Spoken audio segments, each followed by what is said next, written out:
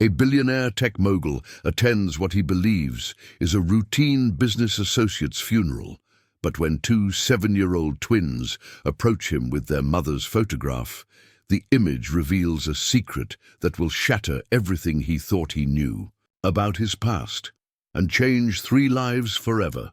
Before we jump back in, tell us where you're tuning in from, and if this story touches you, make sure you're subscribed, because tomorrow I've saved something extra special for you.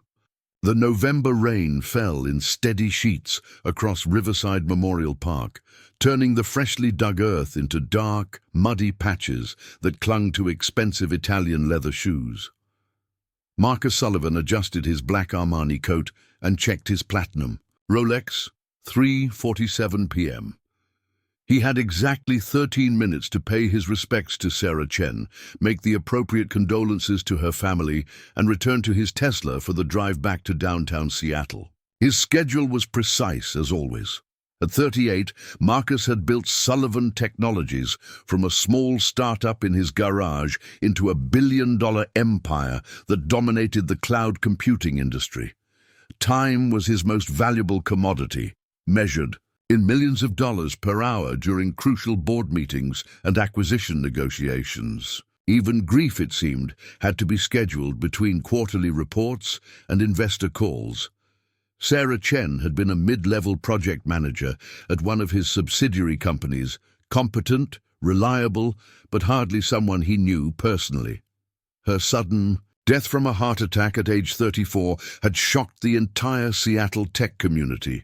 Marcus attended the funeral not out of personal connection, but because it was expected. As CEO, his presence at employee funerals demonstrated corporate compassion, the kind of gesture that looked good in company newsletters and maintained his carefully crafted public image. The funeral service was held at Evergreen Chapel, a modest stone building that seemed almost quaint compared to the glass and steel towers Marcus was accustomed to inhabiting. Inside, approximately 200 mourners filled the wooden pews, their black attire creating a somber sea of grief that Marcus observed with professional detachment. He positioned himself strategically in the back, close enough to be noticed by those who mattered, but far enough to make a discreet exit when appropriate. From his vantage point, Marcus studied the assembled crowd with the analytical mind that had made him successful. He recognized several faces from various tech companies, former colleagues of Sarah's, and what appeared to be extended family members.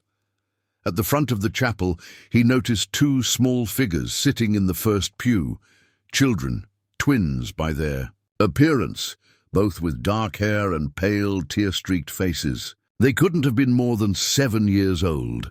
The service proceeded with the familiar rhythm of funeral liturgy. Colleagues spoke about Sarah's dedication and kindness.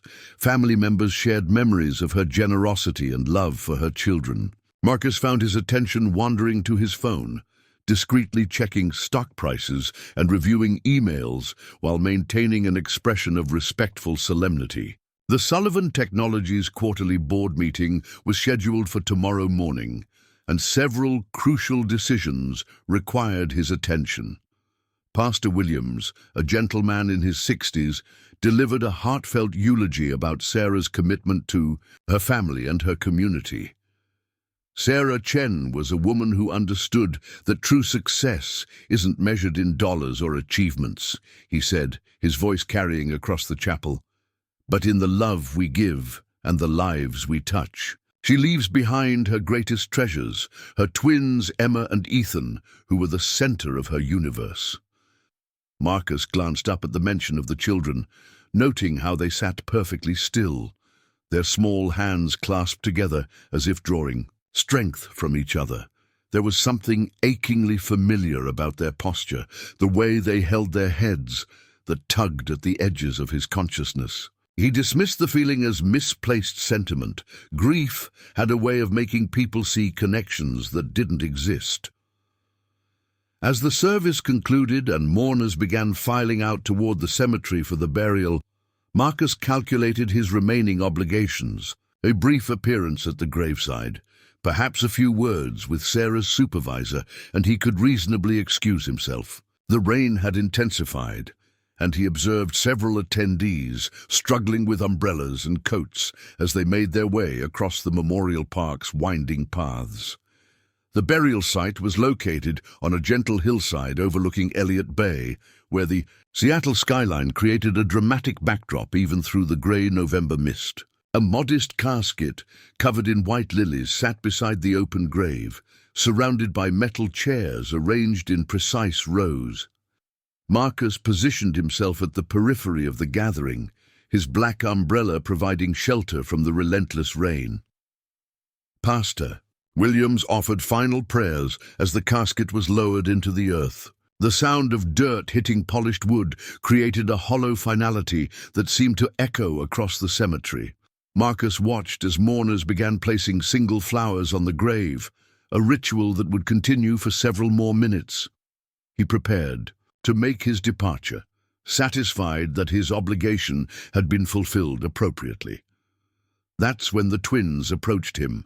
Emma and Ethan Chen moved through the crowd with the determined purpose that only children possess when they've made an important decision. Their matching black suits were slightly too large, probably borrowed or hastily purchased for the occasion, and their dark hair was slicked back with water from the rain.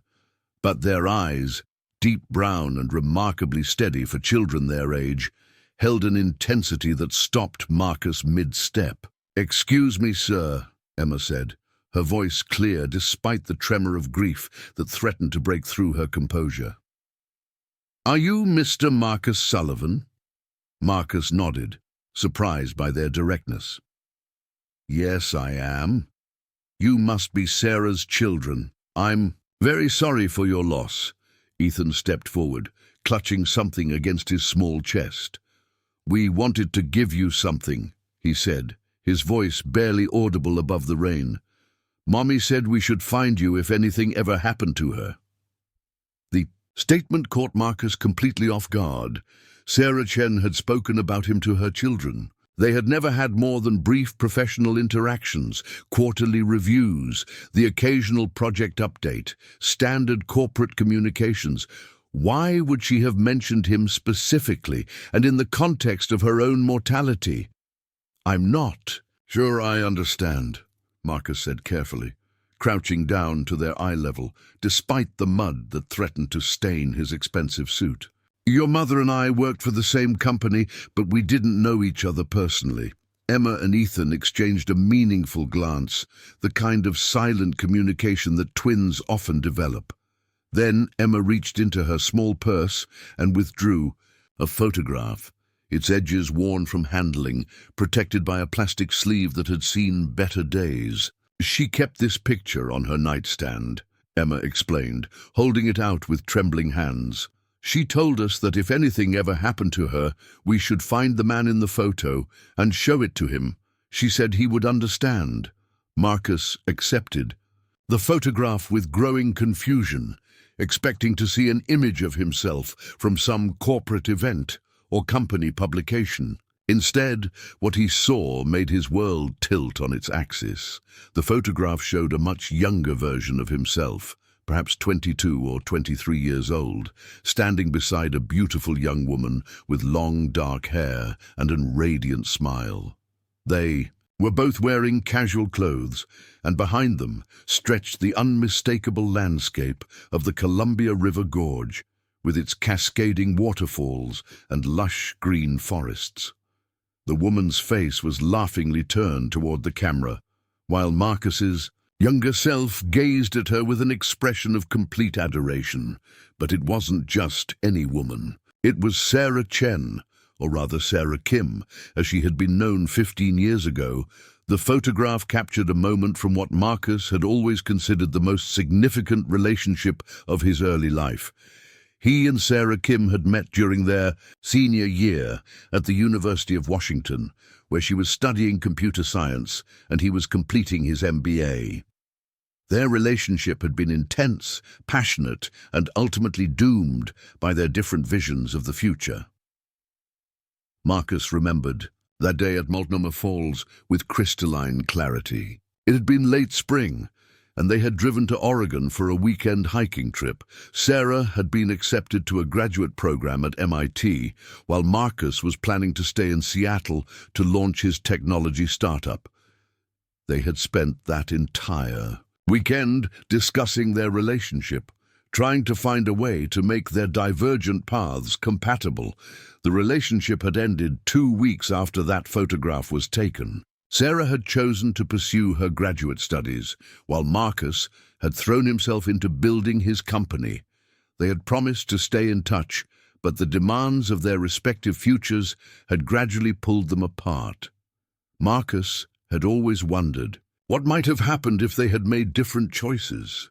Now, staring at the photograph while rain dripped from his expensive umbrella onto the worn plastic sleeve, Marcus felt the careful control he maintained over his emotions beginning to crack. Sarah Kim had become Sarah Chen. She had married, had children, and somehow ended up working for one of his subsidiary companies without him ever realizing her identity. "Where did your mother get this photograph?" Marcus asked, his voice hoarser than he intended. "She's had it forever," Ethan replied matter-of-factly. "She said it was from before we were born, when she was young and knew someone very important who helped her become the person she was." Emma nodded solemnly. "She said the man in the picture was very special to her and that we should find him, because he was the only person who would understand what she wanted for us." Marcus straightened slowly, his mind racing with implications he wasn't ready to confront. Sarah had kept this photograph for 15 years, through marriage, divorce, career changes, and ultimately single motherhood. She had instructed her children to find him specifically, suggesting a connection that went far deeper than the casual professional relationship he had assumed they shared. The twins stood before him in the rain, their small faces upturned with expectation and trust that was both heartbreaking and terrifying. Behind them, the last mourners were departing the cemetery, leaving the three of them increasingly isolated beside Sarah's fresh grave. "Did your mother ever talk about her time at the University of Washington?" Marcus asked carefully, testing the boundaries of what the children might know. Emma's face brightened slightly. "She showed us pictures of her college graduation. She said college was where she learned the most important things about life, not just about computers." "She had other pictures too," Ethan added, "in a special box in her closet, but she said those were private memories that were just for her."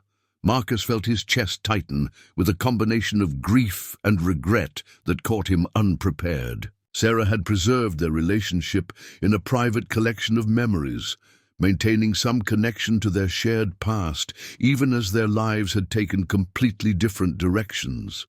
The realization that she had been working for one of his companies, likely deliberately, added another layer of complexity to an already overwhelming situation. "What happens to you now?" Marcus asked, though he suspected he already knew the answer would complicate his life immeasurably. Emma's composure finally cracked, tears mixing with rainwater on her pale cheeks. "We don't know," she whispered. "Mommy didn't have any family, and our dad—" She trailed off, looking at her brother for support. Ethan finished the thought with the brutal honesty of childhood. "Our dad left when we were babies. Mommy said he wasn't ready to be a father, so it was just us three." The practical implications hit Marcus like a physical blow. These children, Sarah's children, were essentially orphans. Whatever plans Sarah had formulated by instructing them to find him suggested she had expected him to play some role in their future. The responsibility was staggering and completely outside anything he had ever considered. Marcus looked down at the photograph again, studying the faces of two young people who had believed they had unlimited time to figure out their futures. Sarah's expression was luminous with possibility, while his own younger self seemed confident that success and happiness were inevitable outcomes of careful planning and hard work. 15 years later, he had achieved the success he had dreamed of, but at the cost of relationships, family, and the kind of spontaneous joy that radiated from Sarah's face in the photograph. She, meanwhile, had apparently chosen a different path, one that included love, children, and the kind of meaningful connections that Marcus had systematically avoided in his pursuit of professional achievement. "Why don't we get out of this?" "Rain," Marcus heard himself saying, though the decision seemed to come from someone else entirely. "We need to talk about what your mother wanted, and I think she would want you to be warm and dry while we figure things out." The twins nodded gratefully, their small hands reaching out to grasp his arms with a trust that was both touching and overwhelming. As Marcus guided them toward his Tesla, he couldn't shake the feeling that this moment, standing in the rain, with 2 grieving children and a 15-year-old photograph, represented a turning point that would reshape everything he thought he knew about his own life. The carefully constructed world of board meetings, quarterly reports, and strategic acquisitions suddenly seemed insignificant compared to the immediate reality of 2 7-year-old children who had just lost their mother and were looking to him for answers he wasn't sure he could provide. They reached his car. Marcus realized that for the first time in his adult life, he had absolutely no plan for what came next. Preparing and narrating this story took us a lot of time, so if you are enjoying it, subscribe to our channel. It means a lot to us. Now back to the story. The interior of Marcus's Tesla was a stark contrast to the grey bleakness of the cemetery. As the twins settled into the warm leather seats, their small bodies seemed to relax for the first time since he'd encountered them. Emma carefully smoothed her damp dress, while Ethan pressed his face against the window, watching the raindrops race down the glass. The silence stretched between them, heavy with unspoken questions and the weight of Sarah's unexpected connection to his past. Marcus sat behind the wheel, his hands gripping the steering wheel as he tried to process what had just occurred. The photograph lay on the dashboard face up, its plastic sleeve fogged slightly from the temperature change. Even from his peripheral vision, he could see Sarah's radiant smile from 15 years ago, a reminder of possibilities that had long since been buried under corporate responsibilities and strategic planning. "Where do you live?"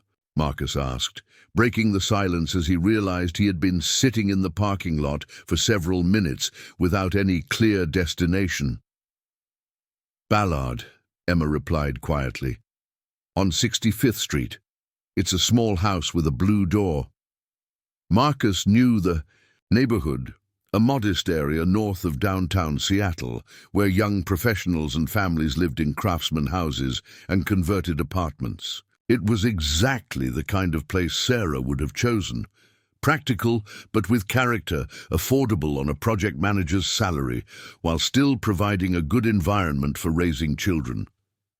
As he programmed the address into his navigation system, Marcus found himself stealing glances at the twins in his rearview mirror. Now that he was looking for similarities, he could see traces of the Sarah he had known in their features, the determined set of Emma's jaw when she was thinking, the way Ethan absently pushed his hair back from his forehead.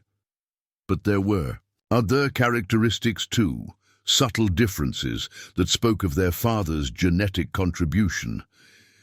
"Tell me about your mother," Marcus said as he pulled out of the cemetery parking lot. "What was she like at home?" Emma and Ethan exchanged one of their silent twin communications before Emma spoke. "She was really smart. She helped us with our homework even when it was hard math that she had to look up online, and she made the best pancakes on Sunday mornings." "She worked a lot," Ethan added, his voice carrying a note of understanding rather than complaint. "But she always said it was because she wanted to make sure we had everything we needed. She said education was the most important thing she could give us." Marcus felt a pang of recognition at Sarah's priorities. Even in college, she had been intensely focused on building a foundation for future success. Apparently, that drive had only intensified when she became responsible for 2 children. Did she ever talk about her work? About the company she worked for? Emma nodded enthusiastically. She said she worked for a really big technology company that helped other businesses store their information safely. She was proud of her job, but she said the best part was that it was owned by someone who believed in doing the right thing. The description hit Marcus with unexpected force. Sarah had been proud to work for his company, had spoken positively about his leadership to her. Children, yet she had never revealed their personal connection, had maintained their professional relationship without any hint of their shared history. The restraint must have required tremendous discipline, especially given that she had kept his photograph. All these years, they drove through the familiar streets of Seattle as Marcus tried to reconcile the woman he was learning about with the girl he had known in college. Sarah Kim had been brilliant, ambitious, and fiercely independent. She had chosen graduate school over their relationship because she refused to compromise her intellectual growth for anyone, including him. The Sarah Chen these children described seemed softer somehow, more nurturing, though clearly no less determined. "Here it is," Emma announced as they turned onto 65th Street. The house with the blue door. The house was exactly what Marcus had expected, a small 1920s craftsman with a tidy front yard and flower boxes beneath the windows. Sarah's silver Honda Civic sat in the narrow driveway, looking lonely and abandoned. The sight of her car, which he remembered seeing in the company parking garage without ever connecting it to her identity, made the reality of her death feel suddenly concrete.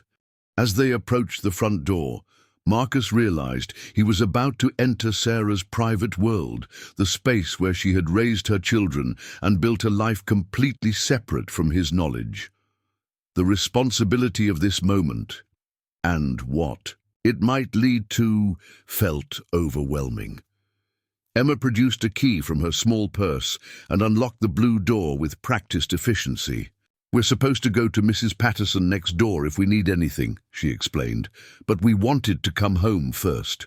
The interior of the house was warm and inviting, decorated in soft blues and yellows that reflected Sarah's taste for comfort. Over luxury, family photographs covered every surface, images of the twins at various ages, school events, birthday parties, and quiet moments at home. Marcus found himself studying these glimpses into Sarah's life as a mother, seeing facets of her personality that had developed long after their relationship ended. "Would you like some coffee?" Emma asked with the precocious hospitality of a child who had learned to care for adults. "Mommy always made coffee when people came to visit." "That would be nice," Marcus replied, though he suspected the twins had no idea how to actually make coffee. He followed them into the small kitchen, noting the cheerful yellow walls and the refrigerator covered with school artwork and achievement certificates. Ethan climbed onto a step stool to reach the coffee maker, while Emma gathered mugs from the cabinet. Their movements were coordinated and efficient, suggesting this wasn't their first time handling adult responsibilities. Marcus felt a surge of admiration for Sarah. Whatever challenges she had faced as a single mother, she had clearly raised remarkably capable and resilient children. "Mommy kept her special things in a box in her bedroom," Emma said, as the coffee began brewing. "She said if anything ever happened to her, we should show it to the person in the photograph. Would you like to see?" Marcus nodded, understanding that this moment represented a threshold he couldn't uncross. Whatever Sarah had preserved in that box would likely reveal truths about their relationship and its aftermath that might fundamentally change how he understood his own past. The twins led him down a short hallway to Sarah's bedroom, a space that felt intimate and personal in a way that made Marcus momentarily hesitate. The room was decorated in the same soft colors as the rest of the house, with a reading chair by the window and bookshelves lined with technical manuals and novels. On the nightstand sat another photograph, this one showing Sarah with the twins. As toddlers, all three of them laughing at something outside the frame. Emma knelt beside the bed and withdrew a medium-sized wooden box from underneath. The box was clearly handmade, its surface polished smooth from years of handling. She placed it carefully on the bed and looked up at Marcus expectantly. "Mommy said this box contained her most important memories," Emma explained.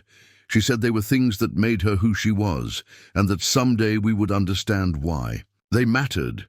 With trembling fingers, Marcus lifted the lid of the box. Inside, arranged with careful precision, were the artifacts of his relationship with Sarah Kim. There were more photographs, dozens of them, documenting their year together. At the University of Washington, images of study sessions in the library, hiking trips to Mount Rainier, quiet dinners in Capitol Hill, restaurants they had frequented as poor college students. Beneath the photographs were letters, written in Sarah's distinctive handwriting on university stationery. Marcus recognized them immediately. They were the letters she had sent him during her first semester at MIT, before their communication had gradually dwindled and stopped. He had kept his copies for years before eventually discarding them during one of his apartment moves, convinced that holding onto relics of their failed relationship was preventing him from moving forward. But Sarah had kept everything. At the bottom of the box, wrapped in tissue paper, was a small velvet jewelry box. Marcus opened it with growing confusion, revealing a simple silver ring set with a modest diamond, an engagement ring he had never seen before. A small note was tucked beside it, written in Sarah's handwriting. "For the future we planned, but never had the courage to pursue." Marcus stared at the ring, his mind reeling with implications. Had Sarah intended to propose to him? Had she purchased this ring as a symbol of the commitment she wanted them to make before their paths diverged? The discovery added another layer of complexity to his understanding of their relationship's end. "Did your mother ever tell you about this person?" Marcus asked, gesturing to the photographs without revealing his identity. Ethan nodded seriously. "She said he was someone very special who helped her become the person she was meant to be. She said he taught her that being smart wasn't enough. You had to be brave too." "She said he was probably very successful now," Emma added, "and that someday, when we were older, she might tell us more about him. But she said some stories were too complicated for children to understand." Marcus set the ring back in its box with shaking hands.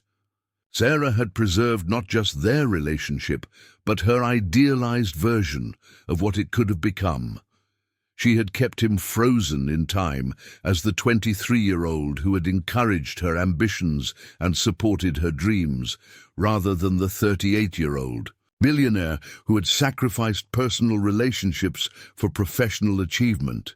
"There's something else," Emma said quietly, reaching into the bottom of the box. She withdrew a sealed envelope addressed simply to Marcus in Sarah's handwriting. She said, "If we ever found you, we should give you this." Marcus accepted the letter with the growing realization that Sarah had planned for this moment, had somehow anticipated that her death might bring him back into her children's lives. The weight of her foresight and the trust it implied felt staggering. He opened the envelope carefully, unfolding several pages of Sarah's familiar handwriting dated just 6 months earlier. As he began to read, the twins settled quietly on the bed beside him, their presence both comforting and overwhelming. "My dearest Marcus, if you're reading this, then Emma and Ethan have found you, and I am no longer here to explain the choices I made. I hope you can forgive the deception of keeping my identity hidden while working for your company. I hope you can understand why I never contacted you directly. When I left for MIT 15 years ago, I told myself it was because I wasn't ready. To compromise my dreams for anyone, even someone I loved as much as I loved you. That was partially true, but not the whole truth. The real reason I left was because I was pregnant. Marcus's hands froze on the letter, the words blurring as their meaning penetrated his consciousness. Pregnant. 15 years ago. The timing aligned perfectly with their relationship's end. With Sarah's sudden departure for graduate school, I discovered the pregnancy 2 weeks after our last conversation at Multnomah Falls. I spent days trying to find the courage to tell you, but every time I imagined the conversation, I saw the same outcome. You would offer to marry me out of obligation. I would accept out of love and fear, and we would both resent the sacrifice eventually. You had such clear vision for your future, Marcus. You knew exactly what you wanted to build and how you were going to achieve it. I couldn't bear the thought of becoming an obligation that derailed your dreams, just as I couldn't bear to abandon my own aspirations. So, I made the hardest decision of my life.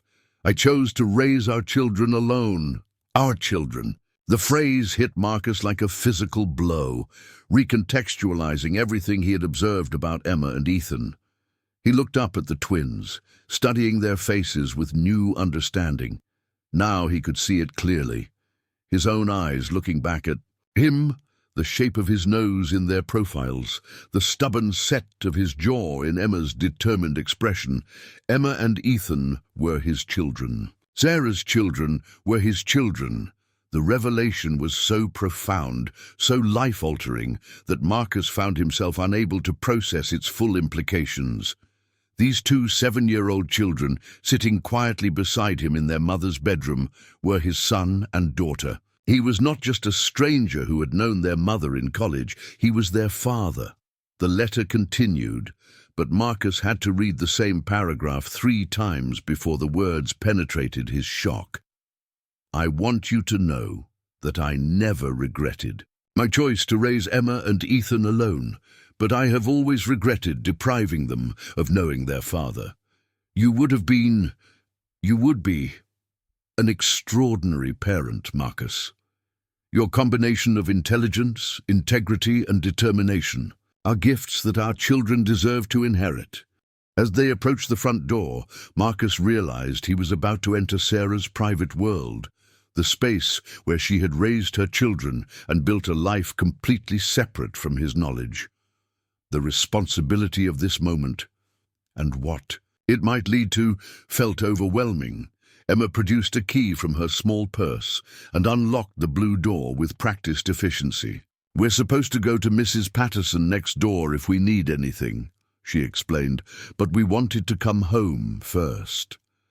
The interior of the house was warm and inviting, decorated in soft blues and yellows that reflected Sarah's taste for comfort. Over luxury, family photographs covered every surface, images of the twins at various ages, school events, birthday parties, and quiet moments at home.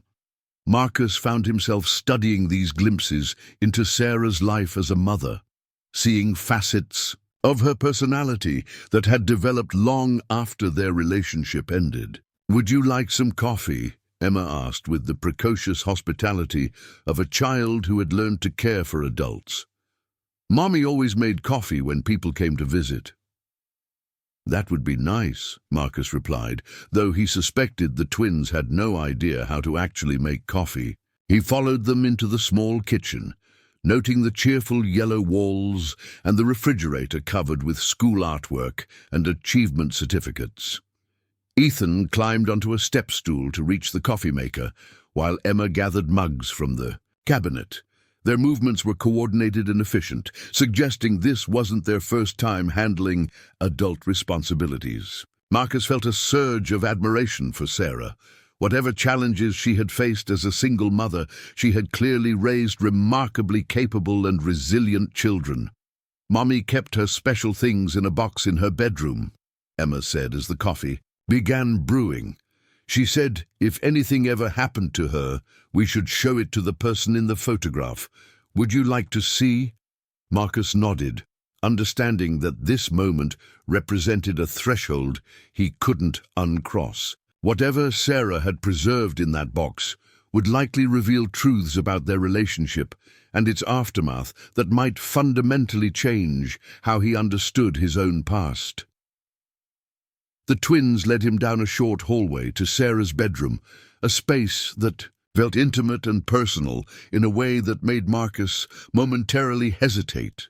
The room was decorated in the same soft colors as the rest of the house, with a reading chair by the window and bookshelves lined with technical manuals and novels. On the nightstand sat another photograph, this one showing Sarah with the twins. As toddlers, all three of them laughing at something outside the frame, Emma knelt beside the bed and withdrew a medium-sized wooden box from underneath. The box was clearly handmade, its surface polished smooth from years of handling. She placed it carefully on the bed and looked up at Marcus expectantly. "Mommy said this box contained her most important memories," Emma explained. "She said they were things that made her who she was, and that someday we would understand why." They mattered. With trembling fingers, Marcus lifted the lid of the box. Inside, arranged with careful precision, were the artifacts of his relationship with Sarah Kim. There were more photographs, dozens of them, documenting their year together. At the University of Washington, images of study sessions in the library, hiking trips to Mount Rainier, quiet dinners in Capitol Hill, restaurants they had frequented as poor college students. Beneath the photographs were letters, written in Sarah's distinctive handwriting on university stationery. Marcus recognized them immediately. They were the letters she had sent him during her first semester at MIT, before their communication had gradually dwindled and stopped. He had kept his copies for years, before eventually discarding them during one of his apartment moves, convinced that holding on to relics of their failed relationship was preventing him from moving forward. But Sarah had kept everything. At the bottom of the box, wrapped in tissue paper, was a small velvet jewelry box. Marcus opened it with growing confusion, revealing a simple silver ring set with a modest diamond, an engagement ring he had never seen before. A small note was tucked beside it, written in Sarah's handwriting. "For the future we planned, but never had the courage to pursue." Marcus stared at the ring, his mind reeling with implications. Had Sarah intended to propose to him? Had she purchased this ring as a symbol of the commitment she wanted them to make before their paths diverged? The discovery added another layer of complexity to his understanding of their relationship's end. "Did your mother ever tell you about this person?" Marcus asked, gesturing to the photographs without revealing his identity. Ethan nodded seriously. "She said he was someone very special who helped her become the person she was meant to be. She said he taught her that being smart wasn't enough. You had to be brave, too." "She said he was probably very successful now," Emma added, "and that someday, when we were older, she might tell us more about him. But she said some stories were too complicated for children to understand." Marcus set the ring back in its box with shaking hands. Sarah had preserved not just their relationship, but her idealized version of what it could have become. She had kept him frozen in time as the 23-year-old who had encouraged her ambitions and supported her dreams, rather than the 38-year-old millionaire who had sacrificed personal relationships for professional achievement. "There's something else," Emma said quietly, reaching into the bottom of the box. She withdrew a sealed envelope addressed simply to Marcus in Sarah's handwriting. She said, "If we ever found you, we should give you this."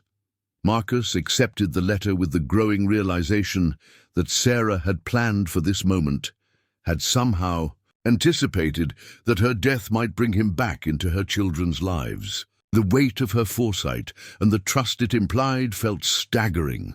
He opened the envelope carefully, unfolding several pages of Sarah's familiar handwriting, dated just 6 months earlier.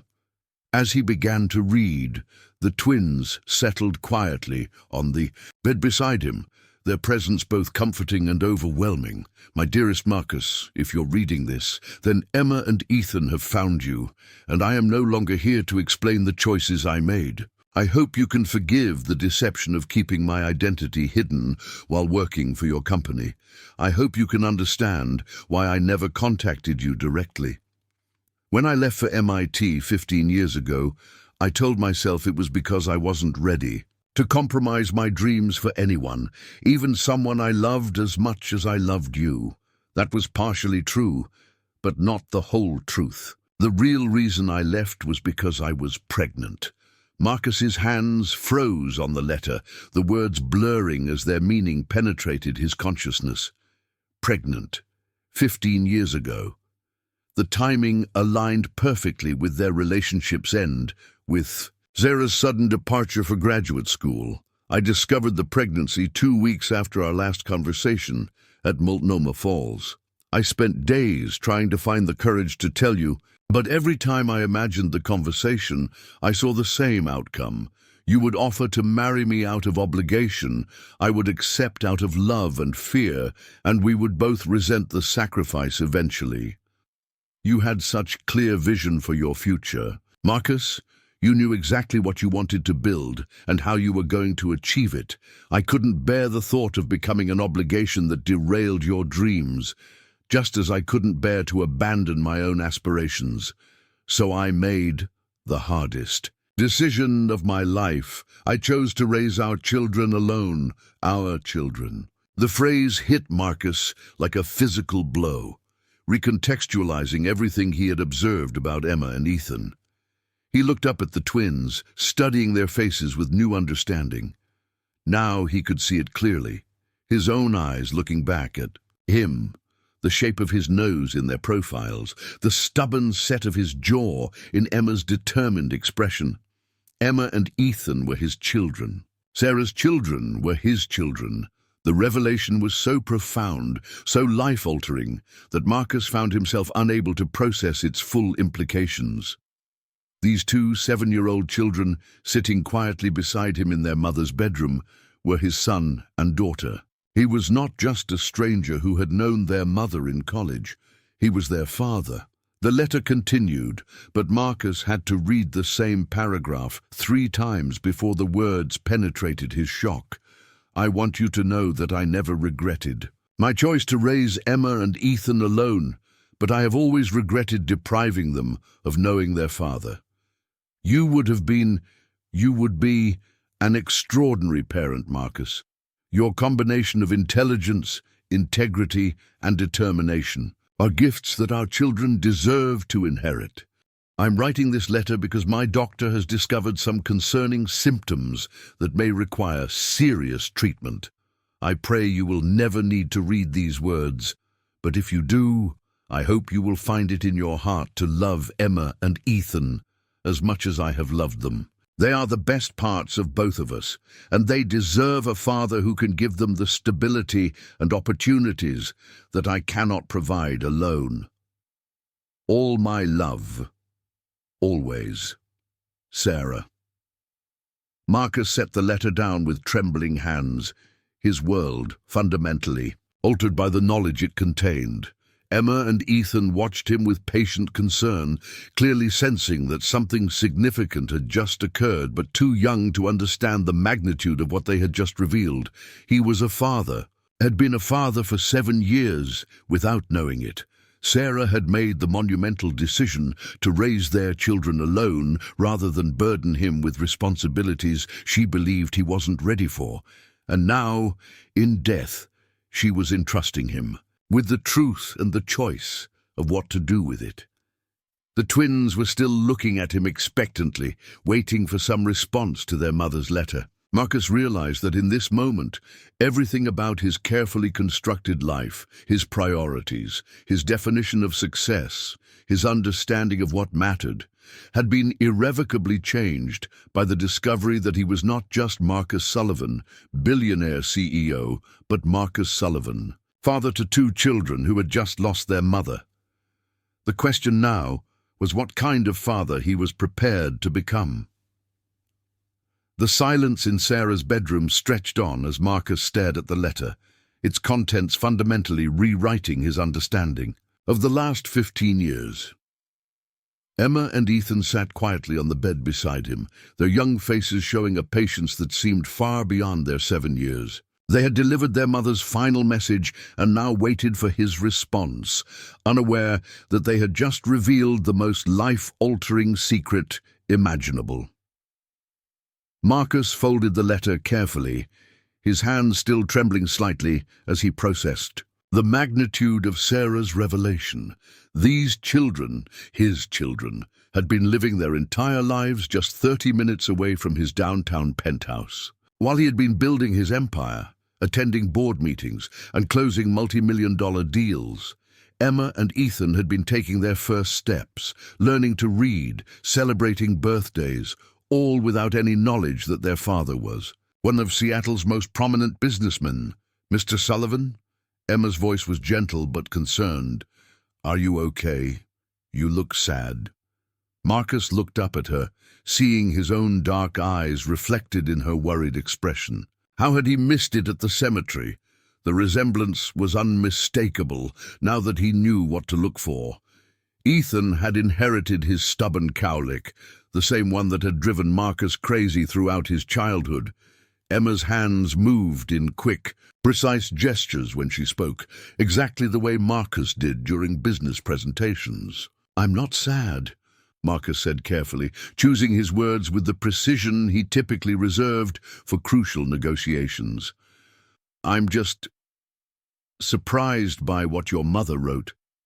She was a very special person." Ethan nodded solemnly.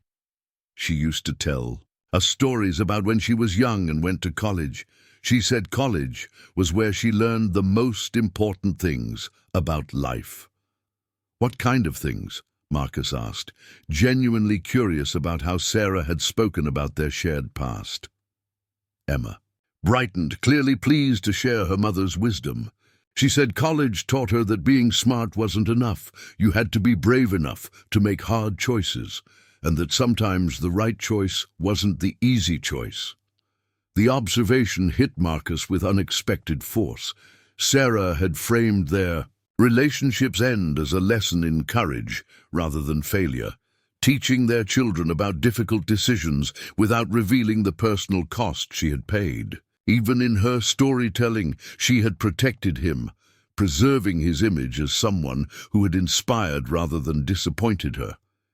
She also said, Ethan added, that the most important thing was to never give up on people you love, even if you have to love them from far away. Marcus felt his chest tighten with emotion he wasn't prepared for. Sarah had spent 15 years loving him from a distance, raising their children with values she believed he would want them to learn, maintaining faith in the man she had known. Even as he became someone increasingly removed from personal connections, the sound of the front door opening interrupted his thoughts, followed by a woman's voice calling out, "Emma? Ethan? Are you home, sweethearts?" "That's Mrs. Patterson," Emma explained, jumping up from the bed. "She has a key in case of emergencies." Footsteps approached down the hallway, and moments later a woman in her 60s appeared in the bedroom doorway. She was dressed in a practical raincoat and carried a casserole dish, clearly prepared to comfort the grieving children. Her expression shifted from concern to surprise when she noticed Marcus. "Oh," she said, taking in the scene of Marcus sitting on Sarah's bed with the memory box open beside him. "I didn't realize the children had company. I'm Dorothy Patterson from next door." Marcus stood, extending his hand in automatic business mode. "Marcus Sullivan. I was a colleague of Sarah's." Mrs. Patterson's eyes widened with recognition. "Marcus Sullivan, from Sullivan Technologies." She looked between him and the twins with growing curiosity. "Sarah mentioned you a few times. She was very proud to work for your company." "We were just looking at Mommy's special box," Emma explained innocently. "We showed Mr. Sullivan the pictures like she told us to. Mrs. Patterson's gaze fell on the open memory box, taking in the scattered photographs and the letter still clutched in Marcus's hand. Her expression shifted from polite curiosity to understanding, then to something approaching protectiveness. "Children," she said gently, "why don't you go to the kitchen and see what I brought for dinner? I need to speak with Mr. Sullivan for a moment." Emma and Ethan obediently left the room, their footsteps pattering down the hallway. Mrs. Patterson closed the bedroom door behind them and turned to face Marcus with the directness of someone who had spent decades looking after other people's children. "She told you, didn't she?" Mrs. Patterson said quietly, "about the twins being yours." Marcus nodded, unable to trust his voice. The confirmation from someone else made it feel more real, less like a dream he might wake up from. "Sarah was my closest friend for the past 7 years," Mrs. Patterson continued, sitting down in Sarah's reading chair. "I helped her through the pregnancy, through the early years when money was tight, through all the challenges of raising twins alone. I was the only person who knew the truth about their father." "Why didn't she tell me?" Marcus asked, the question that had been burning in his mind since reading her letter. I would have done the right thing." Mrs. Patterson smiled sadly. "That's exactly why she didn't tell you. Sarah knew you well enough to know that you would have married her out of obligation, given up your dreams to provide for your family. She couldn't bear the thought of you resenting her for derailing your life." "She was wrong," Marcus said firmly. "I loved her. I would never have resented—" "You were 23 years old," Mrs. Patterson interrupted gently. "You had huge ambitions and very specific plans for achieving them. Sarah was pregnant, scared, and facing the choice between her own dreams and immediate responsibilities. She made the decision she thought would give everyone the best chance at happiness." Marcus sank back down onto the bed, the weight of 15 years of missed opportunities pressing down on him. "What happens now to Emma and Ethan?" Mrs. Patterson's expression grew troubled. "Sarah named me as their guardian in her will, but honestly, Mr. Sullivan, I'm 67 years old. I love those children like my own grandchildren, but I'm not. Sure, I can provide them with everything they'll need as they grow up. They're exceptionally bright. They'll need educational opportunities, experiences, stability that I'm not sure I can offer on a retired teacher's pension." The practical implications of his newfound fatherhood began to crystallize in Marcus's mind. Emma and Ethan would need more than just financial support. They would need guidance, education, emotional stability, and someone who could help them navigate the loss of their mother while building a secure future. "Has anyone else been told about their situation?" Marcus asked. "Child services will need to be notified within the next few days," Mrs. Patterson replied. "Sarah's attorney is handling the estate, but given her limited assets and the children's lack of other family, the state will likely become involved in determining their long-term placement." The thought of Emma and Ethan entering the foster care system sent a surge of protective instinct through Marcus that surprised him with its intensity. These children, his children, deserved better than bureaucratic uncertainty and potential separation. "What if I wanted to pursue custody?" Marcus asked, the question forming as he spoke it. "Legal custody, I mean, as their biological father." Marcus thought about his penthouse apartment with its floor-to-ceiling windows and minimalist design, spaces built for solitary success rather than family life. He thought about his 18-hour workdays, his constant travel, his carefully controlled existence, where every moment was scheduled and optimized for productivity. Then he thought about Emma's careful hospitality in offering him coffee, about Ethan's quiet observation of the rain on the car window, about both children sitting patiently while he read their mother's letter without complaint or demands for attention. These children had been raised with remarkable grace by a woman who had loved them enough to sacrifice her own desires for their benefit. "I'll figure it out," Marcus said. Sarah managed to raise them alone while working full-time. Surely I can learn to balance parenthood with running a company. Sarah's situation was different, Mrs. Patterson pointed out gently.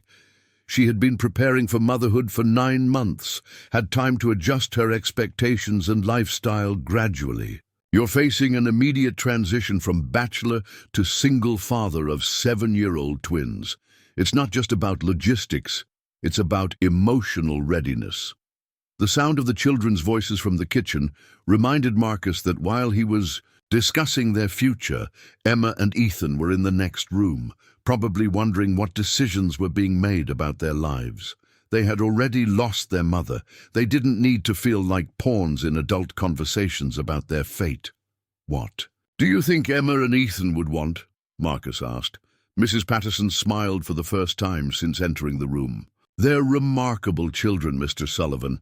They're resilient, adaptable, and surprisingly mature for their age. But they're also grieving, scared, and desperate for stability. If you can offer them genuine love and commitment, not just financial, security, I think they would embrace the chance to have their father in their lives. Marcus stood up, feeling the weight of the decision settling around him like a mantle. In the space of 2 hours, he had gone from attending a routine business funeral to discovering he was the father of 2 children who needed him more than any board of directors or investment opportunity ever had. I need to tell them, Marcus said. They deserve to know the truth. Mrs. Patterson nodded. They do. But Mr. Sullivan, be very sure about your commitment before you tell them. These children have already experienced abandonment by their biological father, even if they don't understand the circumstances. If you're going to be their father, you need to be absolutely certain you can follow through. They can't survive. Another disappointment. Marcus looked down at Sarah's letter, still clutched in his hand, and thought about the woman who had made an impossible choice 15 years ago. She had chosen to protect him from responsibilities she thought he wasn't ready for, and in doing so, had robbed him of the chance to prove her wrong. He wouldn't make the same mistake. Emma and Ethan deserved to know that their father wanted them, that he was prepared to fight for them, and that he would spend the rest of his life trying to be worthy of the trust Sarah had placed in him. I'm sure, Marcus said quietly. There, my children. It's time I started acting like their father. Marcus found Emma and Ethan in the kitchen, sitting at a small round table with bowls of Mrs. Patterson's homemade chicken soup steaming before them. They had changed out of their funeral clothes into more comfortable jeans and sweaters, and for the first time since he'd met them, they looked like normal 7-year-olds rather than miniature adults carrying the weight of loss. Emma looked up. As he entered, her spoon paused halfway to her mouth. Did you and Mrs. Patterson finish talking about grown-up things? The innocent question highlighted the strange position Marcus found himself in, about to reveal a truth that would fundamentally alter these children's understanding of their own identity. He pulled out a chair and sat down across from them, trying to find words adequate for the conversation ahead. We did, Marcus said carefully. And there's something very important I need to tell you both. Something about your mother's letter and the photographs in her box. Ethan set down his spoon with the serious attention he seemed to reserve for significant moments. Is it about why Mommy kept all those pictures of you? Marcus felt his breath catch. Even at 7 years old, the twins had noticed the unusual nature of their mother's collection. They had probably wondered for years why their mother treasured photographs of a stranger, why she spoke about someone from her past with such careful reverence. Yes, Marcus said, then took a deep breath. Emma, Ethan, the reason your mother kept those photographs is because the person in them, the person she knew in college, that person is me. The twins exchanged one of their silent communications, their identical dark eyes widening with surprise and confusion. Emma spoke first, her voice small and uncertain. You knew our mommy when she was young. I did, Marcus confirmed. We were very close friends in college. We cared about each other very much, but we made different choices about our futures. Your mother went to graduate school, and I stayed here to start my business."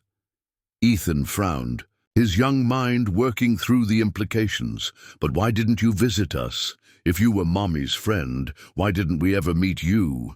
The question cut straight to the heart of the situation, with the brutal honesty that only children could manage. Marcus realized that explaining Sarah's decision to keep his identity secret would require delving into adult complexities that 7-year-olds couldn't possibly understand. "Your mother wanted to protect both of us," Marcus said slowly. "She thought it would be too complicated and maybe too sad for everyone if we stayed in touch. Sometimes adults make decisions that seem right at the time, even if they cause problems later."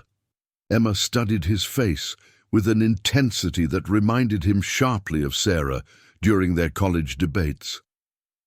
"Mommy always said that when something was too complicated, it meant there was a part of the story that adults didn't want to explain to children." The observation was so perceptive that Marcus found himself smiling despite the gravity of the moment. "You're absolutely right. There is more to the story, and it's something I think you're old enough to understand now." He paused, choosing his words with more care than he had ever used in any business negotiation. "When your mother wrote that letter, she told me something she had never told me before. She explained that you and Ethan aren't just important to me because I cared about your mother. You're important to me because I'm your father." The silence that followed was complete. Emma and Ethan stared at him with expressions of shock, confusion, and something that might have been hope. Marcus waited, giving them time to process information that would reshape their understanding of their own identity. Finally, Ethan spoke, his voice barely above a whisper. "You're our dad? Our real dad?" "Yes," Marcus said simply. "I didn't know about you until today. Your mother never told me she was pregnant when she left for graduate school. She raised you both by herself, but you are my children." Emma's eyes filled with tears, but she blinked them back with determination. "Why didn't she tell you? Didn't she want us to have a daddy?" The question broke Marcus's heart with its innocent pain. "She wanted you to have a daddy very much," he assured her. "But she was scared that I wasn't ready to be a good father. She thought it would be better for me to focus on my work and for her to focus on taking care of you." "Was she right?" Ethan asked with characteristic directness. "Were you not ready?" Marcus considered the question seriously. At 23, consumed with ambition and convinced that success required single-minded focus, would he have been capable of the patience and emotional availability that parenthood demanded? The honest answer was probably no. "I think I would. I've tried very hard to be a good father," Marcus said carefully. "But your mother was probably right that I had a lot of growing up to do first. The important thing is that I'm ready now."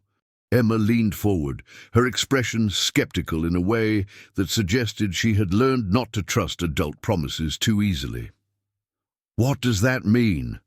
Ready for what?" "Ready to be your father," Marcus replied. "If you want me to be. That would mean you would come live with me, and I would take care of you the way your mother did. We would be a family." The twins looked at each other with their silent communication, having an entire conversation without words. Marcus waited, recognizing that this decision couldn't be rushed or pressured. These children had already experienced enough adult decisions, made without their input. "Where would we live?" Emma asked practically. "I have an apartment downtown," Marcus said, then realized how inadequate that description was. "It's actually quite large, but it's not really set up for children. We would need to make some changes to make it feel like home for you." "What about Mrs. Patterson?" Ethan asked.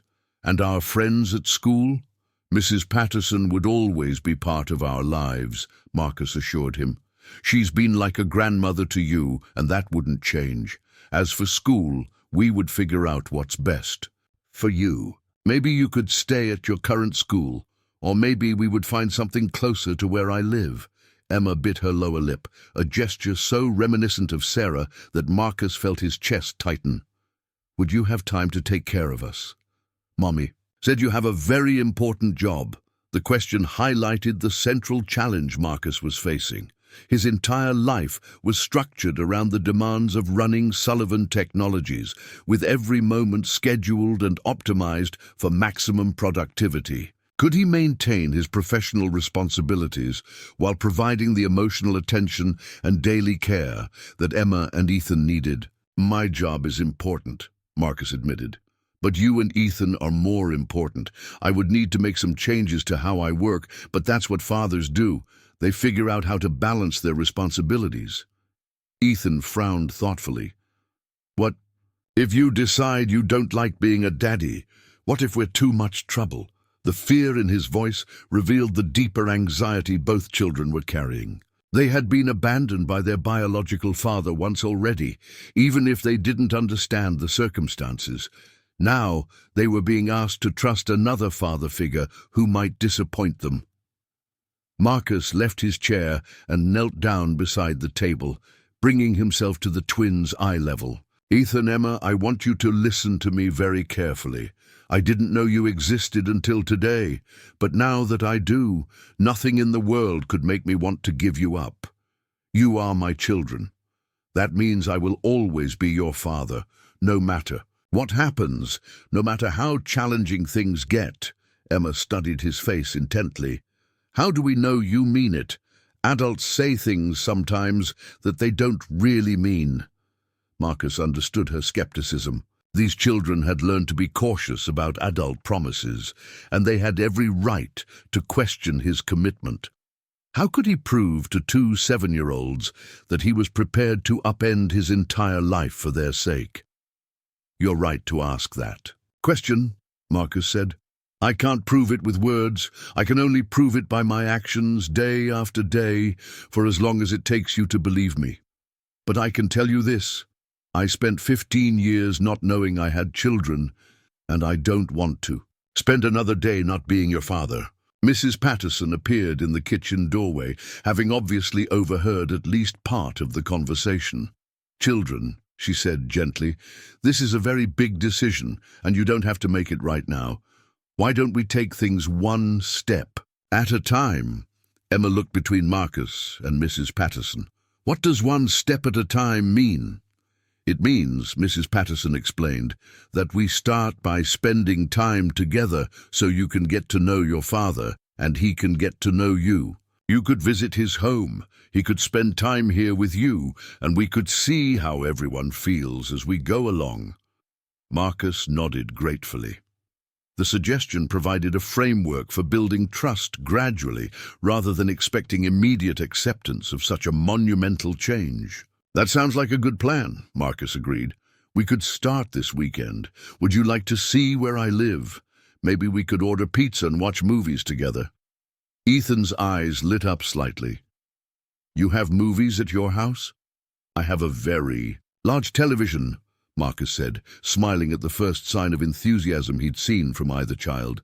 "Though I have to admit, I don't know much about what 7-year-olds like to watch." "We like nature documentaries," Emma said seriously, "and movies about animals. Mommy said they were educational and entertaining." Marcus felt another pang of admiration for Sarah.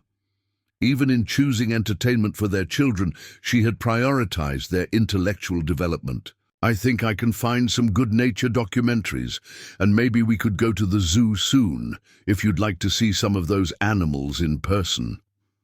The twins exchanged another glance, and Marcus could see them beginning to warm to the possibilities he was offering. These children had grown up with limited resources and opportunities, despite Sarah's best efforts. The chance to experience things they had only seen on television or read about in books was clearly appealing. "Can we think about it tonight?"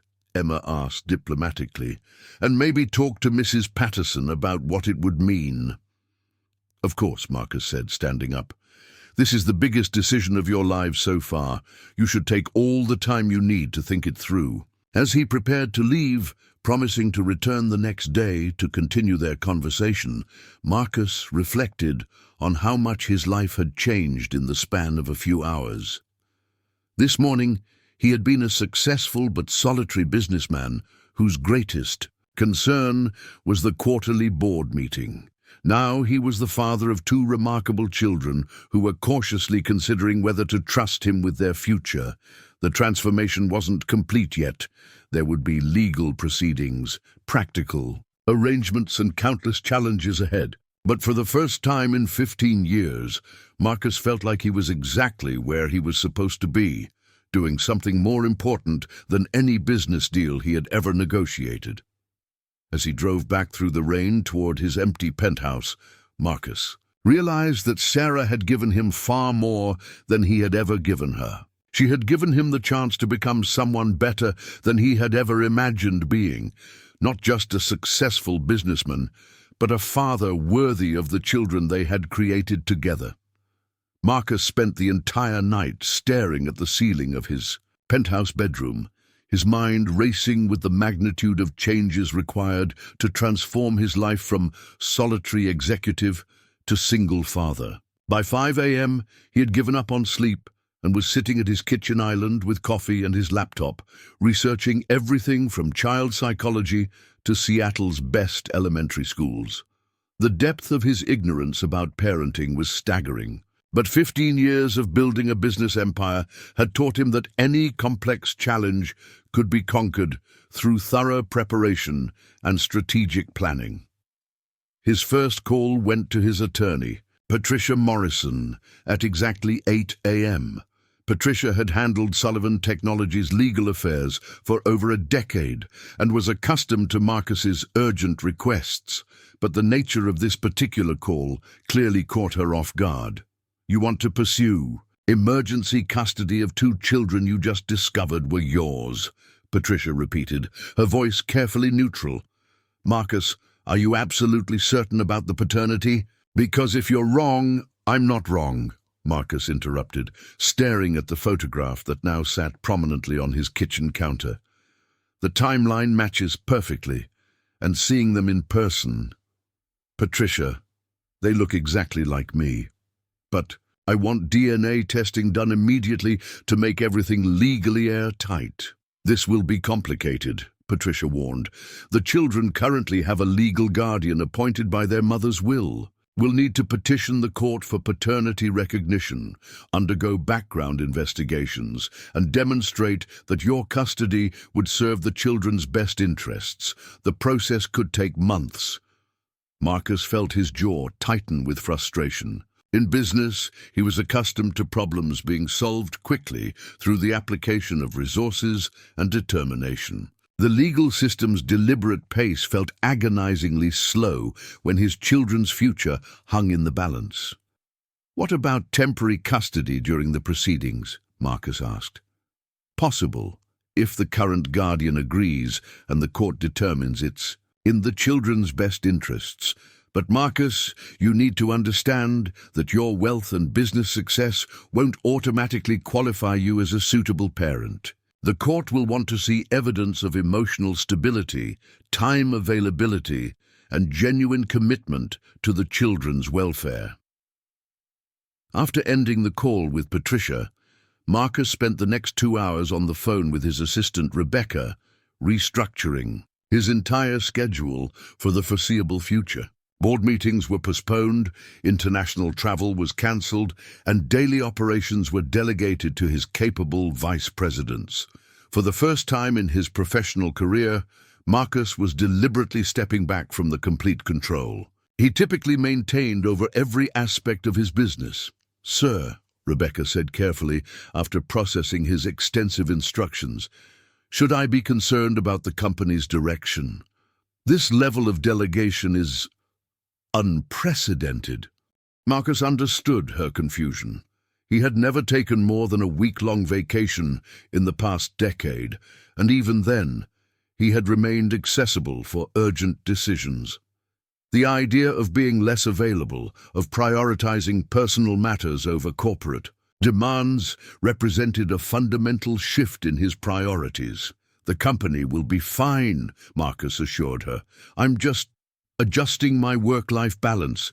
I need to be available for some important personal matters. His next stop was a children's furniture store in Bellevue, where Marcus found himself completely out of his element among displays of bunk beds, colourful toy chests, and educational posters. The sales associate, a cheerful woman named Linda, seemed genuinely pleased to help a father preparing for his children's arrival. "How old are they?" Linda asked as she showed Marcus various bedroom sets. 7, Marcus replied. "Twins, a boy and a girl." "How exciting! Are they moving in permanently, or is this for visitation?" Marcus hesitated, realizing he didn't actually know the answer. Emma and Ethan hadn't yet agreed to live with him, and the legal proceedings could take months to resolve. He was essentially preparing for a future that might not materialize. "I'm hoping permanently," he said finally. "But we're taking things slowly to make sure everyone's comfortable with the arrangement." Linda's expression softened with understanding. "Blended families can be challenging," she said kindly. "The key is making the children feel like they have their own space while still being part of the larger household. Why don't I show you some options that are both practical and welcoming?"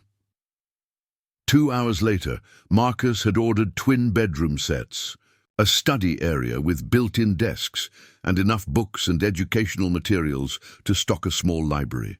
He arranged for everything to be delivered and assembled by the end of the week, though he still wasn't certain the children would ever see it. That afternoon, Marcus returned to the small house in Ballard, carrying bags from a toy store and feeling more nervous than he had before any business presentation.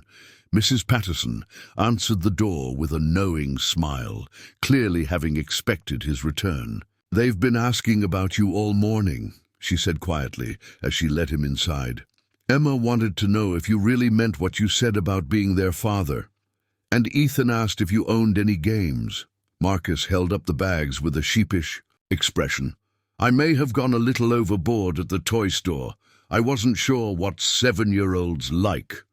"The gesture will mean more to them than the gifts themselves," Mrs. Patterson assured him. "They're in the backyard. Sarah set up a small garden area where they like to play." Marcus found Emma and Ethan sitting beside a patch of soil that had been carefully sectioned into small squares, each containing different plants in various stages of growth. Emma was holding a small watering can while Ethan used a tiny trowel to examine the soil around a tomato plant. "This was one of Mommy's projects," Emma explained when she noticed Marcus watching. "She said gardening taught us about patience and taking care of living things." Marcus knelt beside them, studying the neat rows of vegetables and herbs. "It looks like you're both excellent gardeners. What are you growing?" Ethan pointed to each section with obvious pride. "Tomatoes, carrots, lettuce, and herbs for cooking. Mommy said we should always grow something useful, not just pretty." The practical nature of Sarah's garden reflected her approach to parenting. Everything had purpose and taught valuable lessons. Marcus realized he would need to learn to think this way, to see educational opportunities in everyday activities, rather than viewing them as time away from productive work. "I brought some things I thought you might like," Marcus said, offering the bags. "But I have to admit, I don't know much about what children your age enjoy." Emma and Ethan accepted the bags with polite curiosity rather than the excitement Marcus had expected. Inside, they found science kits, building blocks, art supplies, and several board games. They examined each item carefully, their responses thoughtful rather than enthusiastic. "These are very nice," Emma said diplomatically. "Thank you." Marcus felt a stab of disappointment at their measured reaction, then realized his mistake. These children had been raised by a mother who prioritized substance over material possessions. They wouldn't be impressed by expensive gifts. They would judge him by his actions and attention. "Would you like to show me more of your garden?" Marcus asked, setting aside the toys. "Maybe you could teach me about taking care of plants." This suggestion sparked genuine interest. For the next hour, Emma and Ethan guided Marcus through their small garden, explaining the care requirements for each plant, demonstrating proper watering techniques, and sharing the knowledge Sarah had passed on to them. Marcus found himself genuinely fascinated by their expertise and the pride they took in their growing things. Mummy said gardening was like raising children, Ethan observed, as he carefully measured water for the tomato plants. You have to give them what they need every day, even when you don't see immediate results.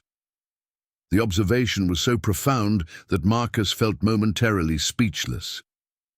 Sarah had used their garden as a metaphor for parenting, teaching Emma and Ethan about commitment, patience, and the delayed gratification of nurturing growth. It was exactly the kind of wisdom he would need to learn if he was going to be successful as their father. Your mother was very smart, Marcus said quietly. I'm beginning to understand how much she taught you about important things. Emma looked up from the lettuce she was tending. She said the most important things couldn't be bought or given as presents. They had to be grown slowly, like plants.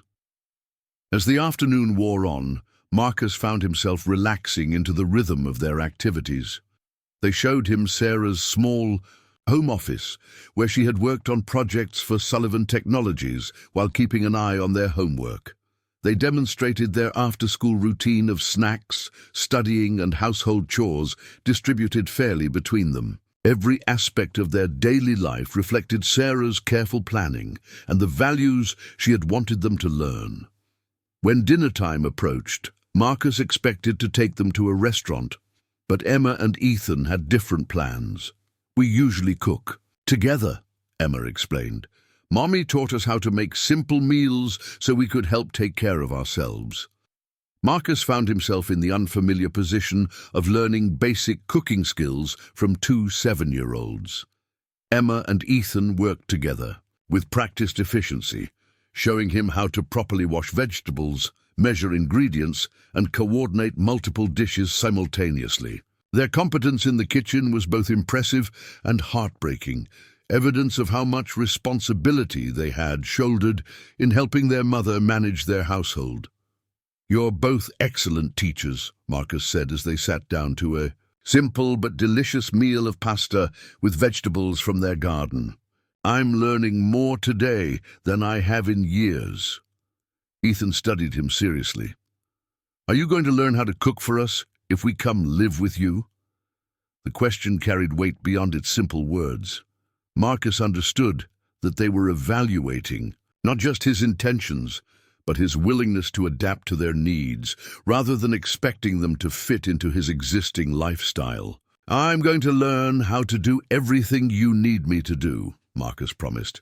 Cooking, helping with homework, understanding how to take care of gardens, whatever makes you feel safe and happy.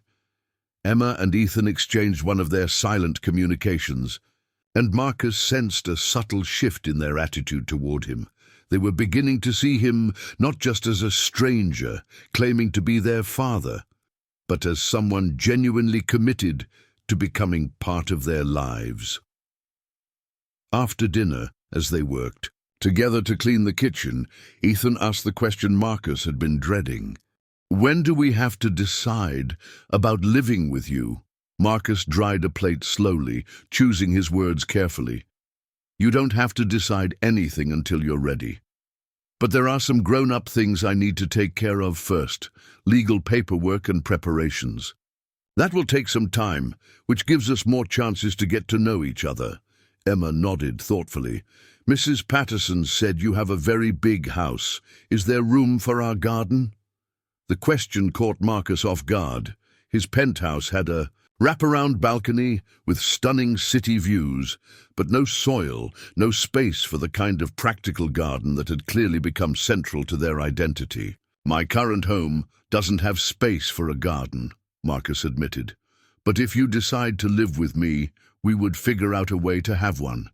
Maybe we could find a house with a yard or create a container garden on the balcony.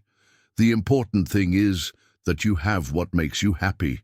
The willingness to consider moving from his carefully designed penthouse to accommodate their needs represented another fundamental shift in Marcus's priorities. He was beginning to understand that becoming a father meant restructuring his entire life around their requirements rather than expecting them to adapt to his preferences. As the evening ended and Marcus prepared to leave, Emma surprised him by giving him a spontaneous hug. "Thank you for learning about our garden," she said quietly. "Mommy always said you could tell a lot about people by whether they cared about growing things." Driving back to his penthouse that night, Marcus reflected on the day's revelations. He had learned more about patience, teaching, and genuine connection in a few hours with Emma and Ethan than in years of high-stakes business negotiations. These children had been shaped by a mother who understood that true success came from nurturing growth rather than controlling outcomes. The challenge ahead wasn't just about providing for them financially or legally establishing his parental rights. It was about proving himself worthy of the trust Sarah had placed in him and demonstrating to Emma and Ethan that he could become the kind of father who would honor the values their mother had instilled in them. For the first time since reading Sarah's letter, Marcus felt cautiously optimistic that he might actually be capable of the transformation required. The children were giving him a chance to prove himself, and he was determined not to waste it. 3 weeks into their careful courtship, Marcus received a call that would test every assumption he'd made about his readiness for fatherhood. It was 2:30 p.m. on a Tuesday when his phone rang, displaying the number for Greenwood Elementary School, Emma and Ethan's school. Marcus was in the middle of a conference call with potential investors from Tokyo, but something about the timing made him excuse himself to take the call. "Mr. Sullivan, this is Principal Roberts from Greenwood Elementary. I'm calling about Emma and Ethan Chen. We have you listed as an emergency contact, and we need someone to pick them up immediately." Marcus felt his stomach drop. "What's wrong? Are they hurt?" "They're not injured, but we've had an incident.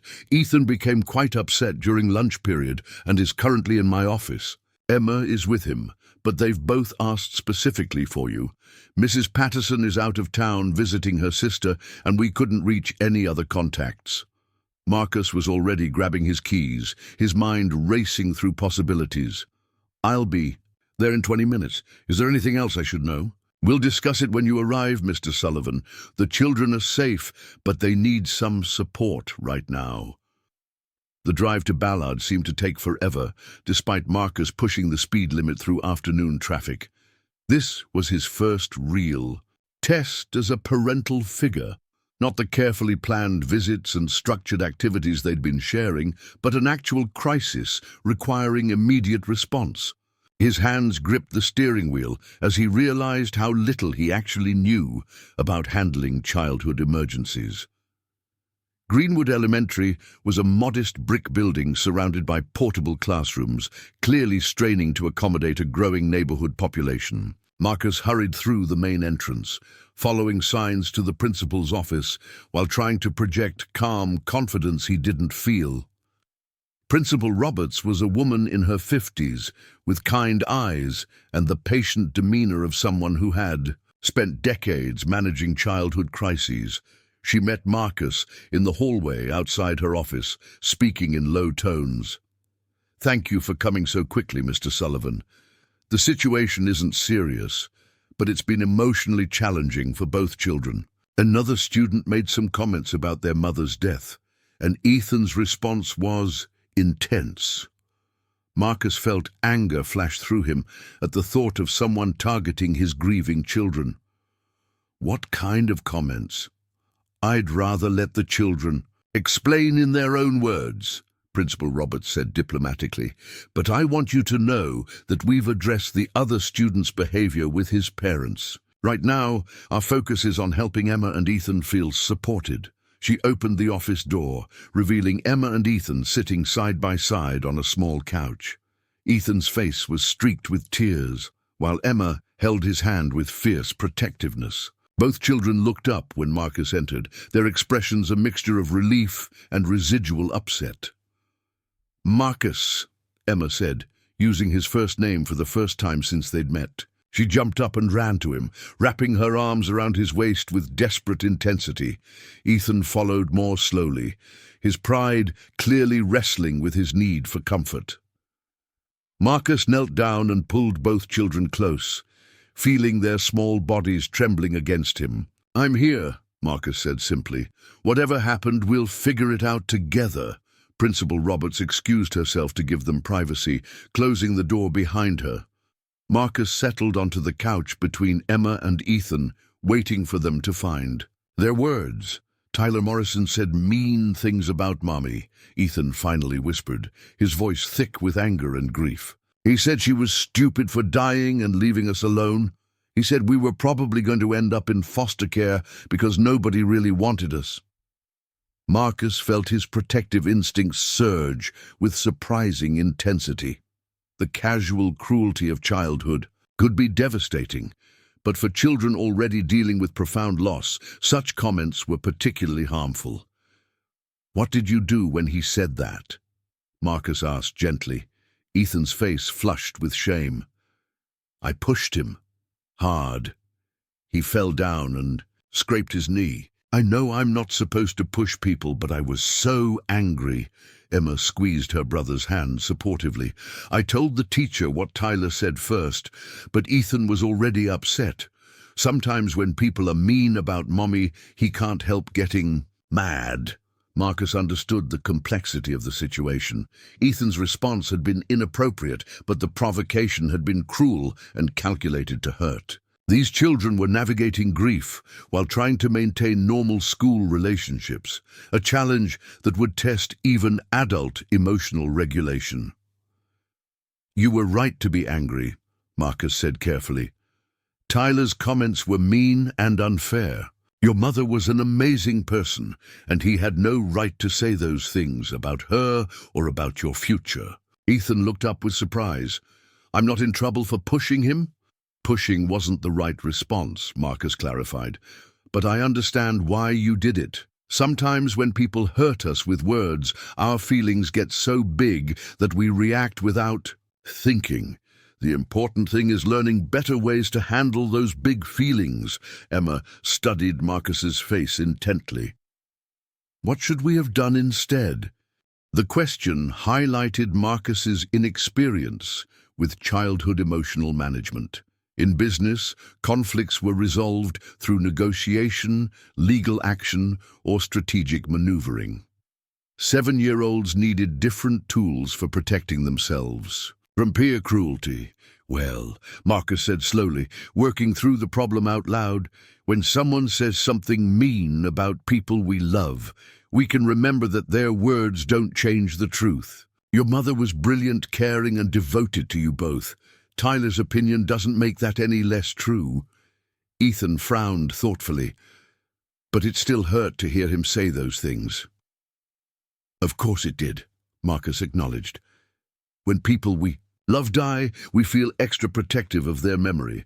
But here's something important I want you both to understand.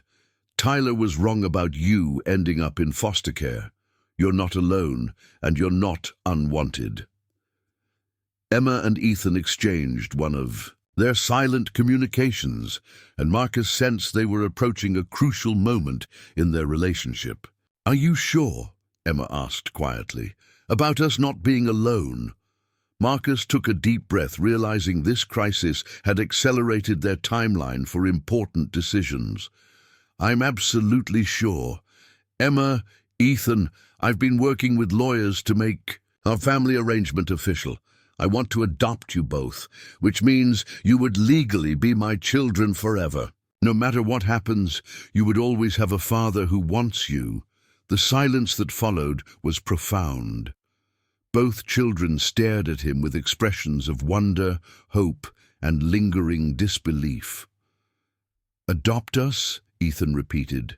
"Like officially?" "Like permanently," Marcus confirmed. "If that's what you want. It means changing your last name to Sullivan, moving to a new house with space for your garden, and becoming a real family. Emma's eyes filled with tears, but her voice was steady. What about when things get hard? What if we make mistakes or get in trouble at school? The question revealed the depth of their fear about abandonment. These children had learned to expect adults to disappear when situations became challenging. Emma, families don't give up on each other when things get hard, Marcus said firmly. When you get in trouble, I help you figure out how to do better. When I make mistakes, and I will make lots of them, because I'm still learning how to be a good father, you help me figure out how to improve. That's what families do. Ethan wiped his nose with his sleeve. Would we still get to see Mrs. Patterson? Mrs. Patterson would always be part of our family, Marcus assured him. She's been like a grandmother to you, and that relationship is precious. We would make sure you see her regularly. Principal Roberts knocked gently and entered the office, clearly having given them adequate time for their conversation. How are we doing? She asked kindly. Better, Emma said, though she remained close to Marcus's side. Are we in trouble for what happened? Tyler has already apologized for his comments, and Ethan, you'll need to apologize for pushing him, Principal Roberts explained. But I think we can consider this a learning experience for everyone involved. Marcus felt pride watching Ethan nod solemnly and agree to the apology. The boy was learning to take responsibility for his actions while still processing legitimate hurt and anger.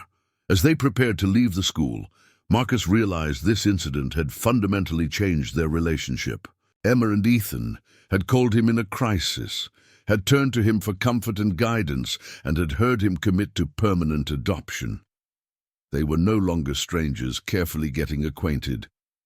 They were becoming a family.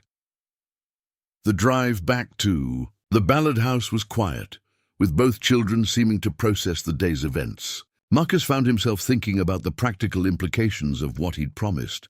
Adoption would require extensive legal proceedings, background checks, and court approval.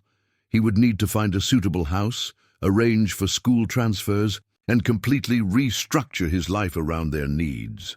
But more than logistics, he was thinking about the emotional weight of their trust. Emma and Ethan were cautiously beginning to believe that he wouldn't abandon them, that his promises carried genuine commitment. The responsibility was both terrifying and profoundly meaningful. Marcus, Emma said as they pulled into the driveway, when Tyler said those mean things about Mommy, I wanted to tell him that our father is Marcus Sullivan, and he's very important and successful. But I didn't know if I was allowed to say that yet. The statement hit Marcus with unexpected emotion. Emma wanted to claim him publicly, to use his name as protection against peer cruelty. She was ready to think of herself as his daughter. You can say that any time you want, Marcus told her. I would be proud to have people know you're my children. That evening, as they worked together in Sarah's kitchen preparing dinner, the dynamic between them felt fundamentally different. The crisis had stripped away their careful politeness, revealing genuine affection and mutual commitment underneath. Are we really going to be Sullivans? Ethan asked, as he carefully stirred the pasta. Sauce. If that's what you want, Marcus confirmed. Emma Sullivan and Ethan Sullivan. It has a nice sound, don't you think? Emma grinned, the first completely uninhibited smile Marcus had seen from her. Emma Sullivan sounds very important. You are. Very important, Marcus said seriously. Both of you. You're the most important thing in my life now. As they sat down to eat, Marcus reflected on how much had changed since that rainy afternoon at the cemetery. He had gone from successful but isolated businessman to father of two remarkable children who were teaching him daily about resilience, love, and what truly mattered in life. The legal proceedings ahead would be complex, and the practical challenges of blending their lives would require patience and creativity. But for the first time since reading Sarah's letter, Marcus felt certain that they were going to make this work. Emma and Ethan weren't just accepting him as their father, They were choosing him, trusting him with their future, and believing in his capacity to love them as they deserved to be loved. Tomorrow would bring new challenges, but tonight they were simply a family sharing dinner and planning their life together. 6 weeks after the school incident that had cemented their bond, Marcus stood in the driveway of a Victorian house in Queen Anne, watching as Emma and Ethan explored what might become their new home. The house was a dramatic departure from his minimalist penthouse, 3 stories of character and warmth, with a wraparound porch, bay windows, and most importantly, a large backyard, perfect for an expanded version of their beloved garden. The decision to find a new home had come naturally. His penthouse, for all its luxury and stunning views, felt sterile and unwelcoming when he imagined Emma and Ethan trying to make it their space. Children needed room to grow, to make noise, to create the kind of comfortable chaos that transforms a house into a home. "Marcus, look!" Emma called from the backyard, her voice carrying excitement he'd rarely heard before. "There's a greenhouse, a real one with glass walls and everything." Marcus followed her voice around the side of the house, where he found both children pressed against the windows of a small but well-maintained greenhouse. Inside, he could see empty plant tables and hanging baskets, waiting for new life to fill them. The previous owners were serious gardeners, the real estate agent Janet Phillips explained as she joined them. They maintained extensive flower and vegetable gardens throughout the property. The greenhouse is fully functional with heating and watering systems. Ethan turned to Marcus with barely contained hope. "Could we really grow things in there, even in winter?" "We could grow anything you want," Marcus assured him, feeling his own excitement building as he imagined the possibilities. "Vegetables, herbs, maybe even some tropical plants you've only read about." The twins exchanged one of their silent communications, and Marcus could see them beginning to envision a future in this space. Over the past month and a half, they had gradually opened up about their dreams and interests. Emma wanted to study marine biology and had a particular fascination with coral reef ecosystems. Ethan was passionate about astronomy and spent hours reading about space exploration. This house, with its greenhouse and large yard, offered space for both scientific interests to flourish. "Can we see the bedrooms?" Emma asked, her practical nature asserting itself even in her excitement.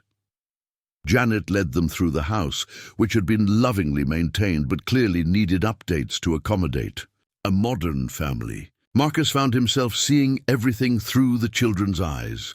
The window seat in what could be Emma's room, where she could read and watch the garden. The dormer windows in the potential boys' room that would be perfect for Ethan's telescope. "The kitchen needs renovation," Janet mentioned, as they walked through the dated but functional space. "And the master suite upstairs could use modernizing." Marcus nodded absently, his attention focused on the breakfast nook, where he could imagine sharing morning conversations with Emma and Ethan, helping with homework, and maintaining the kind of daily connection that Sarah had prioritized despite her busy schedule. "What do you think?" Marcus asked the twins as they completed their tour. Emma walked to the large living room window that overlooked the backyard. "It feels like a family house," she said thoughtfully. "Like the kind of place where people stay for a long time and make important memories." Ethan joined her at the window. "Our garden could be huge here. We could grow enough vegetables to share with Mrs. Patterson and maybe even donate some to the food bank like Mommy always wanted to do." The mention of Sarah's charitable intentions struck Marcus with familiar poignancy. Even in death, she continued to influence their children's values and aspirations. Any home they created together would need to honor her memory while building new traditions. "I think this could be perfect for us," Marcus said, making a decision that felt both momentous and absolutely right. "Janet, I'd like to make an offer." The Next several hours were a whirlwind of negotiations, inspections, and paperwork. Marcus's ability to make an all-cash offer significantly expedited the process, but more importantly, the house felt like the foundation upon which they could build their unconventional family. That evening, as they celebrated with dinner at the twins' favorite restaurant in Ballard, Marcus's phone buzzed with a call from Patricia Morrison, his attorney. "I have updates on the adoption proceedings," Patricia said when Marcus stepped outside to take the call. "The DNA results confirmed paternity, which we expected, and the court has scheduled your home study for next month." Marcus felt a familiar surge of anxiety about the formal evaluation process. Despite his financial resources and genuine commitment to the children, he worried about his inexperience and the dramatic life changes he was still navigating. "What exactly will they be looking for?" Marcus asked. "Evidence that you can provide. A stable, nurturing environment for Emma and Ethan," Patricia explained. "They'll want to see that you understand the children's needs, that you have realistic expectations about parenthood, and that your home is suitable for raising children. Your recent decision to purchase a family-oriented house will work in your favor. What about the business? Will they be concerned about my work schedule and travel demands?" "They'll want to see that you've made concrete adjustments to prioritize the children's needs," Patricia admitted. "The fact that you've restructured your role at Sullivan Technologies demonstrates commitment, but they'll want to understand exactly how you plan to balance professional responsibilities with parenting." After ending the call, Marcus returned to the restaurant to find Emma and Ethan engaged in animated conversation about their new house and the garden possibilities it offered. Their excitement was infectious, but it also highlighted the enormous responsibility he was undertaking. These children were counting on him not just for financial security, but for the emotional stability and guidance that would shape their entire futures. "Everything okay?" Emma asked, noticing his thoughtful expression. "Everything's fine," Marcus assured her. "I was just talking to my lawyer about the adoption paperwork. There are some official steps we need to complete, but we're making good progress." Ethan looked up from his sketch of potential garden layouts. "How long does adoption take?" "A few more months," Marcus replied honestly. "The court wants to make sure everyone is certain about such an important decision. But in the meantime, we'll keep spending time together and getting ready for our life in the new house." Emma nodded thoughtfully. "Mrs. Patterson said the court has to make sure you really want to be our father, not just because you feel sorry for us." The observation was both perceptive and slightly heartbreaking. Marcus realized that despite the progress they'd made, Emma and Ethan still harbored some uncertainty about his motivations and commitment. Ethan," Marcus said seriously, "I want you both to understand something very clearly. I'm not pursuing adoption because I feel sorry for you. I'm doing it because discovering that you're my children has been the most important thing that's ever happened to me. You've made my life better in ways I didn't even know were possible." "How?" Ethan asked with characteristic directness. Marcus considered the question carefully. "Before I knew about you, I thought success meant building the biggest company and making the most money, but spending time with you has taught me that real success is about the relationships we build and the people we love. You've shown me what actually matters in life." Emma smiled, but her expression remained thoughtful. "Mommy used to say that having us taught her the difference between being important and being essential. She said her job was important, but being our mother was essential." The wisdom Sarah had shared with their children continued to guide Marcus's understanding of his own transformation. His role as CEO of Sullivan Technologies was important to many people, but his role as Emma and Ethan's father was essential to their well-being and development. The following weeks blurred together in a flurry of house preparations, legal meetings, and the gradual process of blending their lives. Marcus threw himself into learning about child development, educational psychology, and the practical aspects of single parenting with the same intensity he had once applied to business strategy. The home study visit arrived on a crisp October morning. Dr. Sarah Martinez, the court-appointed social worker, was a thoughtful woman in her 40s who had clearly seen every possible family configuration in her years of evaluating adoption cases. The purpose of today's visit, Dr. Martinez explained, as they settled in the living room of Marcus's penthouse, is to assess your readiness for parenthood and your understanding of Emma and Ethan's specific needs. For the next 2 hours, Dr. Martinez asked detailed questions about Marcus's motivations for adoption, his plans for balancing work and family responsibilities, and his understanding of the challenges facing children who had experienced parental loss. Marcus answered honestly, acknowledging his inexperience while demonstrating the research and preparation he had undertaken. "Tell me about your relationship with the children's mother," Dr. Martinez requested. Marcus shared the story of his college relationship with Sarah, their separation, and his complete ignorance of the twins' existence until their meeting at the funeral.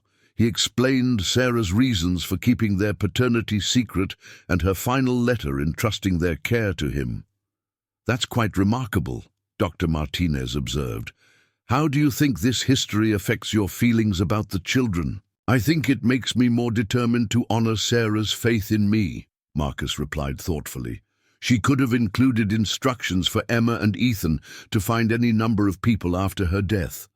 The fact that she chose me suggests she believed I could become the kind of father they deserve. I don't want to disappoint her or them." Dr. Martinez made notes throughout their conversation, her expression professionally neutral, but not unfriendly.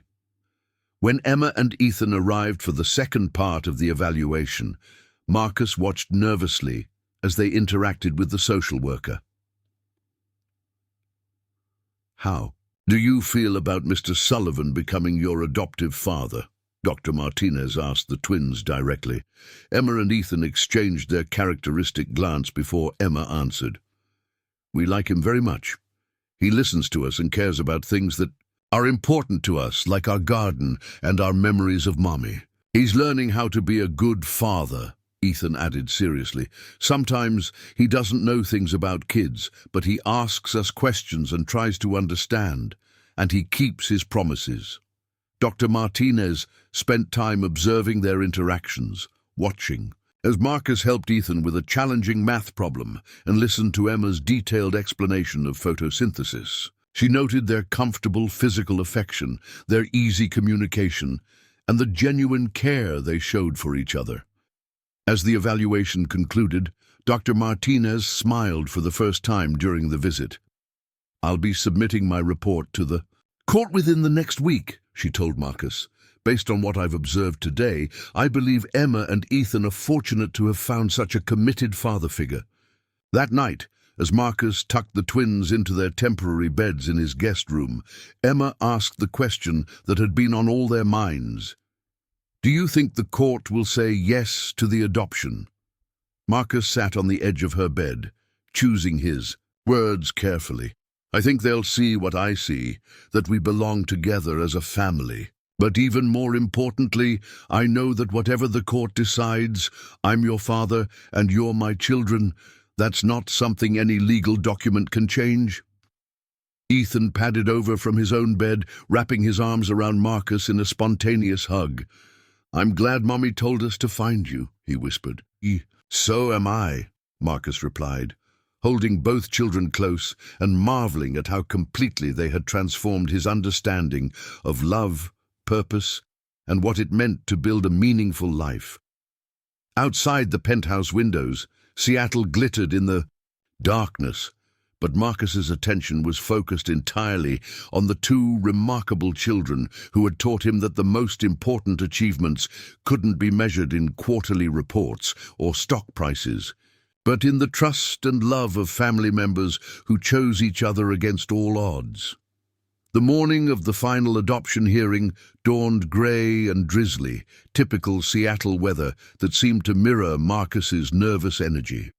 He stood in the bathroom of their new Queen Anne house, adjusting his tie for the third time while trying to calm the anxiety that had kept him awake most of the night. Today, after 4 months of legal proceedings, home studies, and careful evaluation, a judge would decide whether Emma and Ethan would officially become his children. The house around him hummed with the comfortable chaos of family life. Emma's voice drifted up from the kitchen, where she was helping Mrs. Patterson prepare breakfast, while Ethan's footsteps thundered down the hallway as he searched for his lucky socks, a pair with tiny rockets that he insisted brought good fortune. For important events, Marcus paused in his tie, adjusting to study his reflection. The man looking back at him bore little resemblance to the isolated businessman who had reluctantly attended Sarah Chen's funeral 5 months ago. The expensive suits remained, but everything else had changed. His eyes held warmth instead of calculating distance. His shoulders carried the comfortable weight of responsibility for others, and most remarkably, he looked genuinely happy in a way that no business success had ever achieved. The transformation hadn't been easy.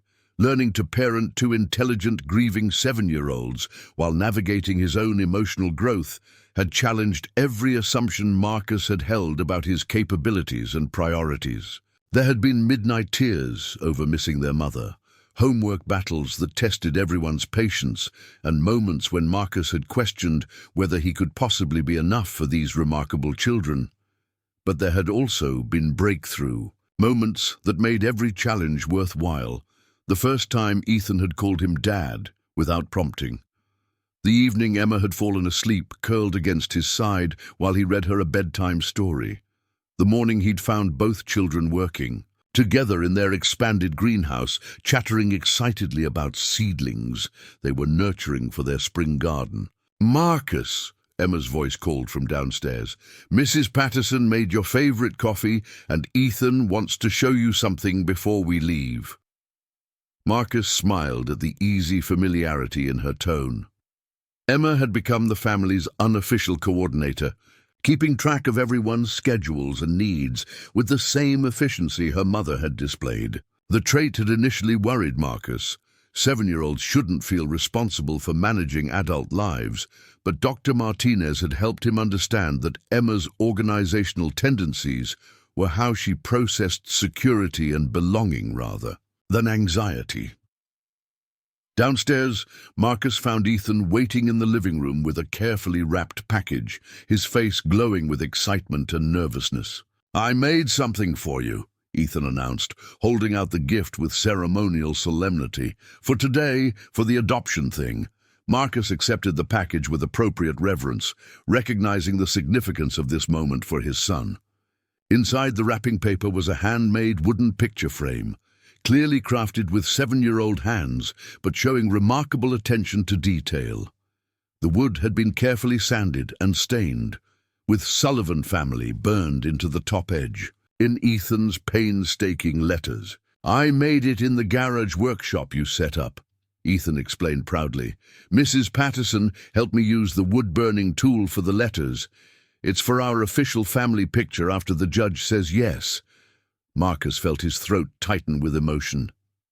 The frame represented hours of careful work, but more importantly, it demonstrated Ethan's absolute faith that today would end with their family becoming official. There was no if in his young mind, only when. "It's perfect," Marcus said, kneeling to pull Ethan into a hug. "Thank you, I'll treasure it always." Emma appeared beside them, having shed her apron after helping with breakfast. She wore her favorite blue dress, the one she'd declared made her look serious and responsible, and her hair was carefully braided with small ribbons that matched her outfit. "Are you nervous?" she asked Marcus with her characteristic directness. Marcus considered lying, offering the kind of adult reassurance that would mask his genuine concerns. But Emma and Ethan had taught him that honesty, appropriately shared, built stronger relationships than false confidence. A little, he admitted. Not because I'm uncertain about wanting you both as my children, but because this decision is so important that I want everything to go perfectly. Emma nodded thoughtfully. Mrs. Patterson says sometimes the most important things make us nervous because they matter so much. She says that's normal. Mrs. Patterson emerged from the kitchen, wiping her hands on a dish towel and beaming at the three of them gathered in the living room. Over the past months, she had become an invaluable source of wisdom and support, helping Marcus navigate the practical and emotional challenges of sudden fatherhood while maintaining her special relationship with Emma and Ethan. "Everyone ready for the big day?" she asked warmly. "We're ready," Emma declared with confidence that Marcus envied. The drive to the courthouse was quieter than usual, with all three of them lost in their own thoughts about the day ahead. Marcus had explained the legal process to Emma and Ethan, ensuring they understood that a judge would ask them questions about their feelings and wishes regarding the adoption. Both children had approached this prospect with typical seriousness, treating it as an important job interview for their family. King County Courthouse was an imposing building of granite and glass, designed to inspire respect for the legal process. Marcus had visited many times for business matters, but today felt entirely different. Today, he wasn't here as a CEO protecting corporate interests. He was here as a father hoping to officially claim his children. Patricia Morrison met them in the lobby, her professional confidence providing reassurance as they navigated security and made their way to family court. She had guided them expertly through the legal complexities, but more importantly, she had come to genuinely care about their family's success. "How are our stars today?" Patricia asked, addressing Emma and Ethan with the warm familiarity they had developed over months of preparation. "Ready to become real Sullivans," Ethan replied seriously. "You're already real Sullivans in every way that matters," Patricia assured him. "Today just makes it official, so everyone else knows it too." Judge Catherine Morrison, no relation to Patricia despite the shared surname, was a woman in her early 50s with kind eyes and a reputation for thoughtful decision-making in family matters. Her courtroom was less formal than Marcus had expected, with comfortable seating, arranged to facilitate conversation rather than confrontation. "Good morning," Judge Morrison said as they settled into their designated seats. "I've reviewed all the documentation related to this adoption petition, and I have to say this is one of the most unique and touching cases I've encountered." She opened the thick file before her, which Marcus knew contained Dr. Martinez's glowing home study report, character references from colleagues and friends, financial documentation proving his ability to provide for the children, and most importantly, detailed interviews with Emma and Ethan about their feelings regarding the adoption. "Mr. Sullivan," Judge Morrison began, "when you discovered that Emma and Ethan were your biological children, you could have pursued many different options. You could have arranged for financial support without seeking custody, or you could have established limited visitation rights. Instead, you chose to completely restructure your life to become their full-time father. Can you explain that decision?" Marcus had prepared for this question, but now, sitting in the formal courtroom with Emma and Ethan beside him, his prepared remarks seemed inadequate. "Your Honor," Marcus began, "when I held that photograph at Sarah's funeral and realized who she was to me, I felt profound regret for 15 years of missed opportunities. When I learned that Emma and Ethan were my children, I realized I had been given a second chance, not just to be their father, but to become the kind of person they deserved to have as a father." He paused, glancing at the twins who were listening. "With rapt attention, I spent years believing that success meant building the largest company and accumulating the most wealth. Emma and Ethan taught me that real success is measured by the love we give and receive, by the positive impact we have on the people who matter most to us. They didn't just need a father, I needed them to show me what truly mattered in life. Judge Morrison nodded thoughtfully. Emma, Ethan, I'd like to hear from you. How do you feel about Mr. Sullivan adopting you and becoming your legal father? Emma straightened in her chair, adopting the serious demeanor she used for important conversations. We want Marcus to be our dad because he keeps his promises and he cares about the things that are important to us. He learned how to take care of our garden and he helps us with homework even when it's hard for him too. He reads us bedtime stories, Ethan added, and he doesn't get impatient when we're sad about missing Mommy. He says missing her means we loved her, and that loving her is something we should always do. Have you discussed what it means to change your last name to Sullivan? Judge Morrison asked. Emma and Ethan exchanged one of their silent communications before Emma responded. We talked about it a lot. We want to be Sullivans because that means we belong to each other officially. But we're also keeping Mommy's name as our middle names, so we'll be Emma Chen Sullivan and Ethan Chen Sullivan. Marcus felt his chest tighten. With emotion, the decision to incorporate Sarah's surname into their legal names had been the children's idea, a way of honoring their mother while embracing their new identity as his children. That sounds like a wonderful compromise, Judge Morrison said warmly. Now, I understand there have been some practical changes in your living arrangements, Mr. Sullivan. Can you tell me about that? Marcus smiled, thinking of their house with its thriving greenhouse and the vegetable garden that had become the neighborhood's most productive food donation source. We found a house that could accommodate Emma and Ethan's interests and needs, Marcus explained. They're passionate about gardening and environmental science, so we have a greenhouse where they conduct experiments and grow food for local charities. I've also restructured my work schedule to be present for school events, homework help, and bedtime routines. How has this lifestyle change affected your business? Judge Morrison inquired. Sullivan Technologies continues to thrive, Marcus replied honestly, but my role has evolved. I focus on strategic direction rather than daily micromanagement, which has actually improved the company's performance by developing stronger leadership throughout the organization. More importantly, I've learned that being present for Emma and Ethan's childhood is far more valuable than any business achievement. Judge Morrison spent several more minutes asking detailed questions about their daily routines, educational plans, and long-term goals as a family. Marcus answered each inquiry with growing confidence, realizing that the life they had built together over the past months provided compelling evidence of their success as a family unit.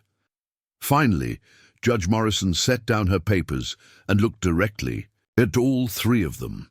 In my years on the family court bench, I've seen many adoption cases. Some involve couples seeking to expand their families. Others involve step-parents formalizing existing relationships. Rarely do I see a case quite like this one.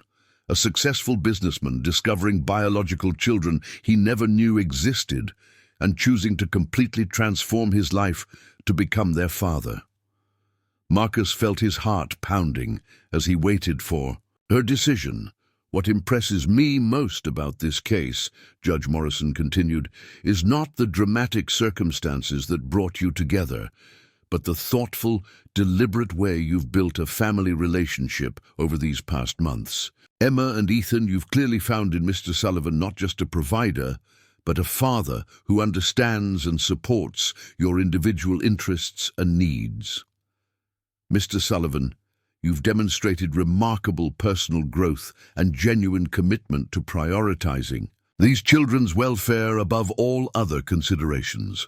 She smiled warmly at all three of them. Therefore, I am granting the petition for adoption. Emma Chen Sullivan and Ethan Chen Sullivan. Congratulations on your new father. Mr. Sullivan, congratulations on your new children. May your family continue to flourish and bring joy to each other for many years to come. The courtroom erupted. In quiet celebration as Patricia hugged them all, Mrs. Patterson wiped away happy tears, and Marcus found himself enveloped in the fierce embraces of his newly official children. "We're really Sullivans now," Ethan whispered in wonder. "We were always Sullivans in our hearts," Emma added, with her characteristic wisdom. "Now everyone else knows it too." 6 months later, Marcus stood in the greenhouse behind their queen. In-house, watching Emma and Ethan work together to transplant seedlings they had started from seeds. The late spring sunshine streamed through the glass walls, warming the air and illuminating the careful work of his children, his legally, officially, permanently adopted children. The transformation in their lives had been remarkable.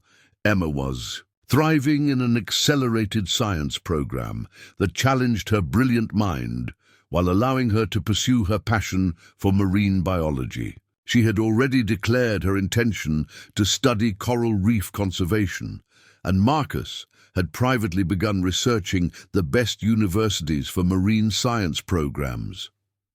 Ethan had joined the astronomy club at their new school and spent clear evenings. On the rooftop deck, Marcus had built specifically for stargazing. His telescope, a gift for his 8th birthday, was permanently mounted there, and he had become the neighborhood expert on planetary movements and constellation identification. Sullivan Technologies continued to prosper under Marcus's restructured leadership approach. By delegating operational responsibilities and focusing on strategic vision, he had created a more sustainable business model, while freeing himself to be present for the countless small moments that comprised daily family life. The house itself had become a gathering place for their expanding circle of relationships. Mrs. Patterson remained a constant presence, now officially designated as the children's honorary grandmother. Emma and Ethan's classmates frequently visited for study groups and garden projects.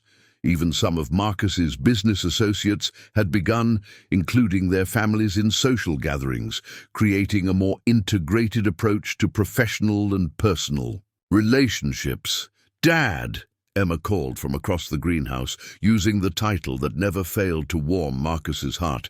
"We need your help with these tomato plants.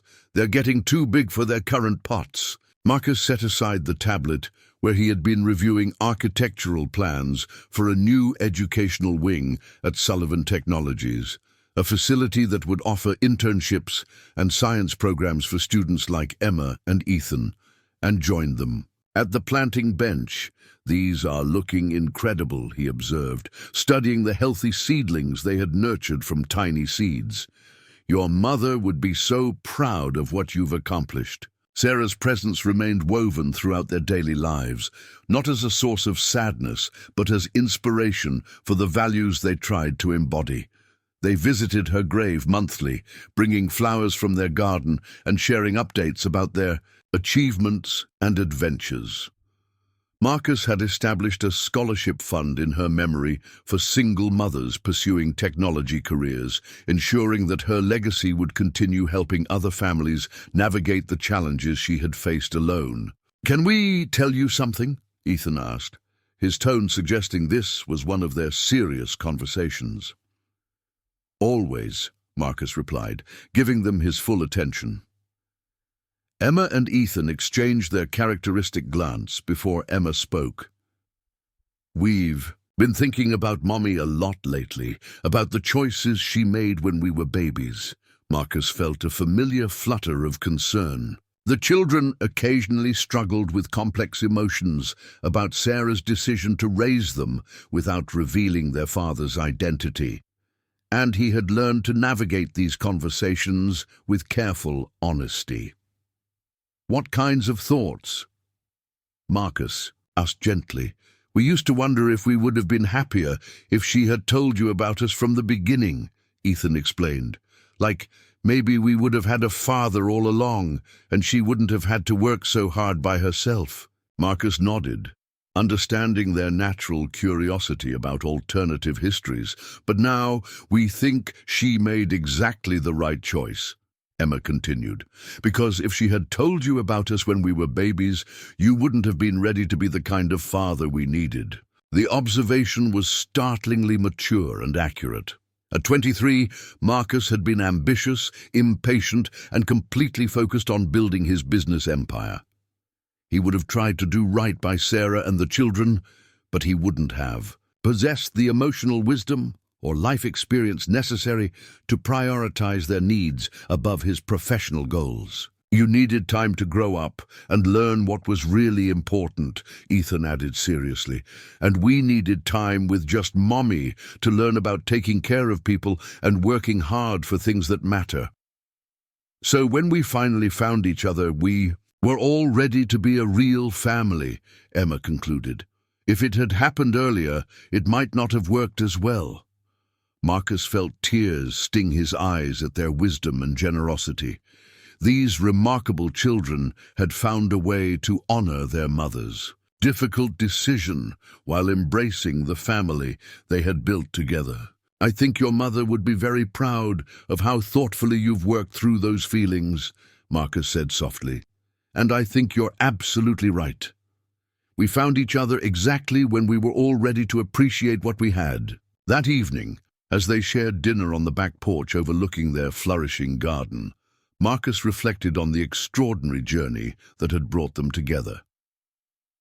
The successful businessman who had reluctantly attended a colleague's funeral had been transformed into a father who understood that life's greatest achievements couldn't be measured in quarterly reports or stock prices. Emma and Ethan had taught him that real success was found in bedtime stories and homework help, in nurturing seedlings and answering endless questions about the world around them. They had shown him that love wasn't something to be scheduled between meetings, but the foundation upon which everything else should be built. As the sun set behind the Seattle skyline, painting the sky in brilliant oranges and pinks, Marcus watched. His children chased fireflies in the garden they had planted together. In that moment, surrounded by the life they had created from an unexpected beginning, he understood that Sarah's final gift hadn't just been the revelation of his children's existence. She had given him the chance to become the man he was always meant to be, not just a successful businessman, but a father worthy of the trust and love of the two most important people in his world. The photograph that had started it all now sat in Ethan's handmade frame on the mantel, surrounded by images of their new life together. But Marcus no longer needed pictures to remember Sarah's impact on his life. It was visible every day in Emma's determined pursuit of knowledge, in Ethan's wonder at the natural world, and in the family they had built together from love, loss, and the courage to embrace unexpected possibilities. They were Sullivans now, officially and forever, bound not just by legal documents, but by the deeper ties of chosen love and mutual commitment. And as Marcus tucked his children into their beds that night, listening to their excited plans for tomorrow's garden projects and next week's science fair, he knew that every choice that had led them to this moment had been worth the wait. Up. Next, you've got two more standout stories right on your screen. If this one hit the mark, you won't want to pass these up. Just click and check them out. And don't forget to like, subscribe, and turn on the notification bell so you don't miss any upload from us.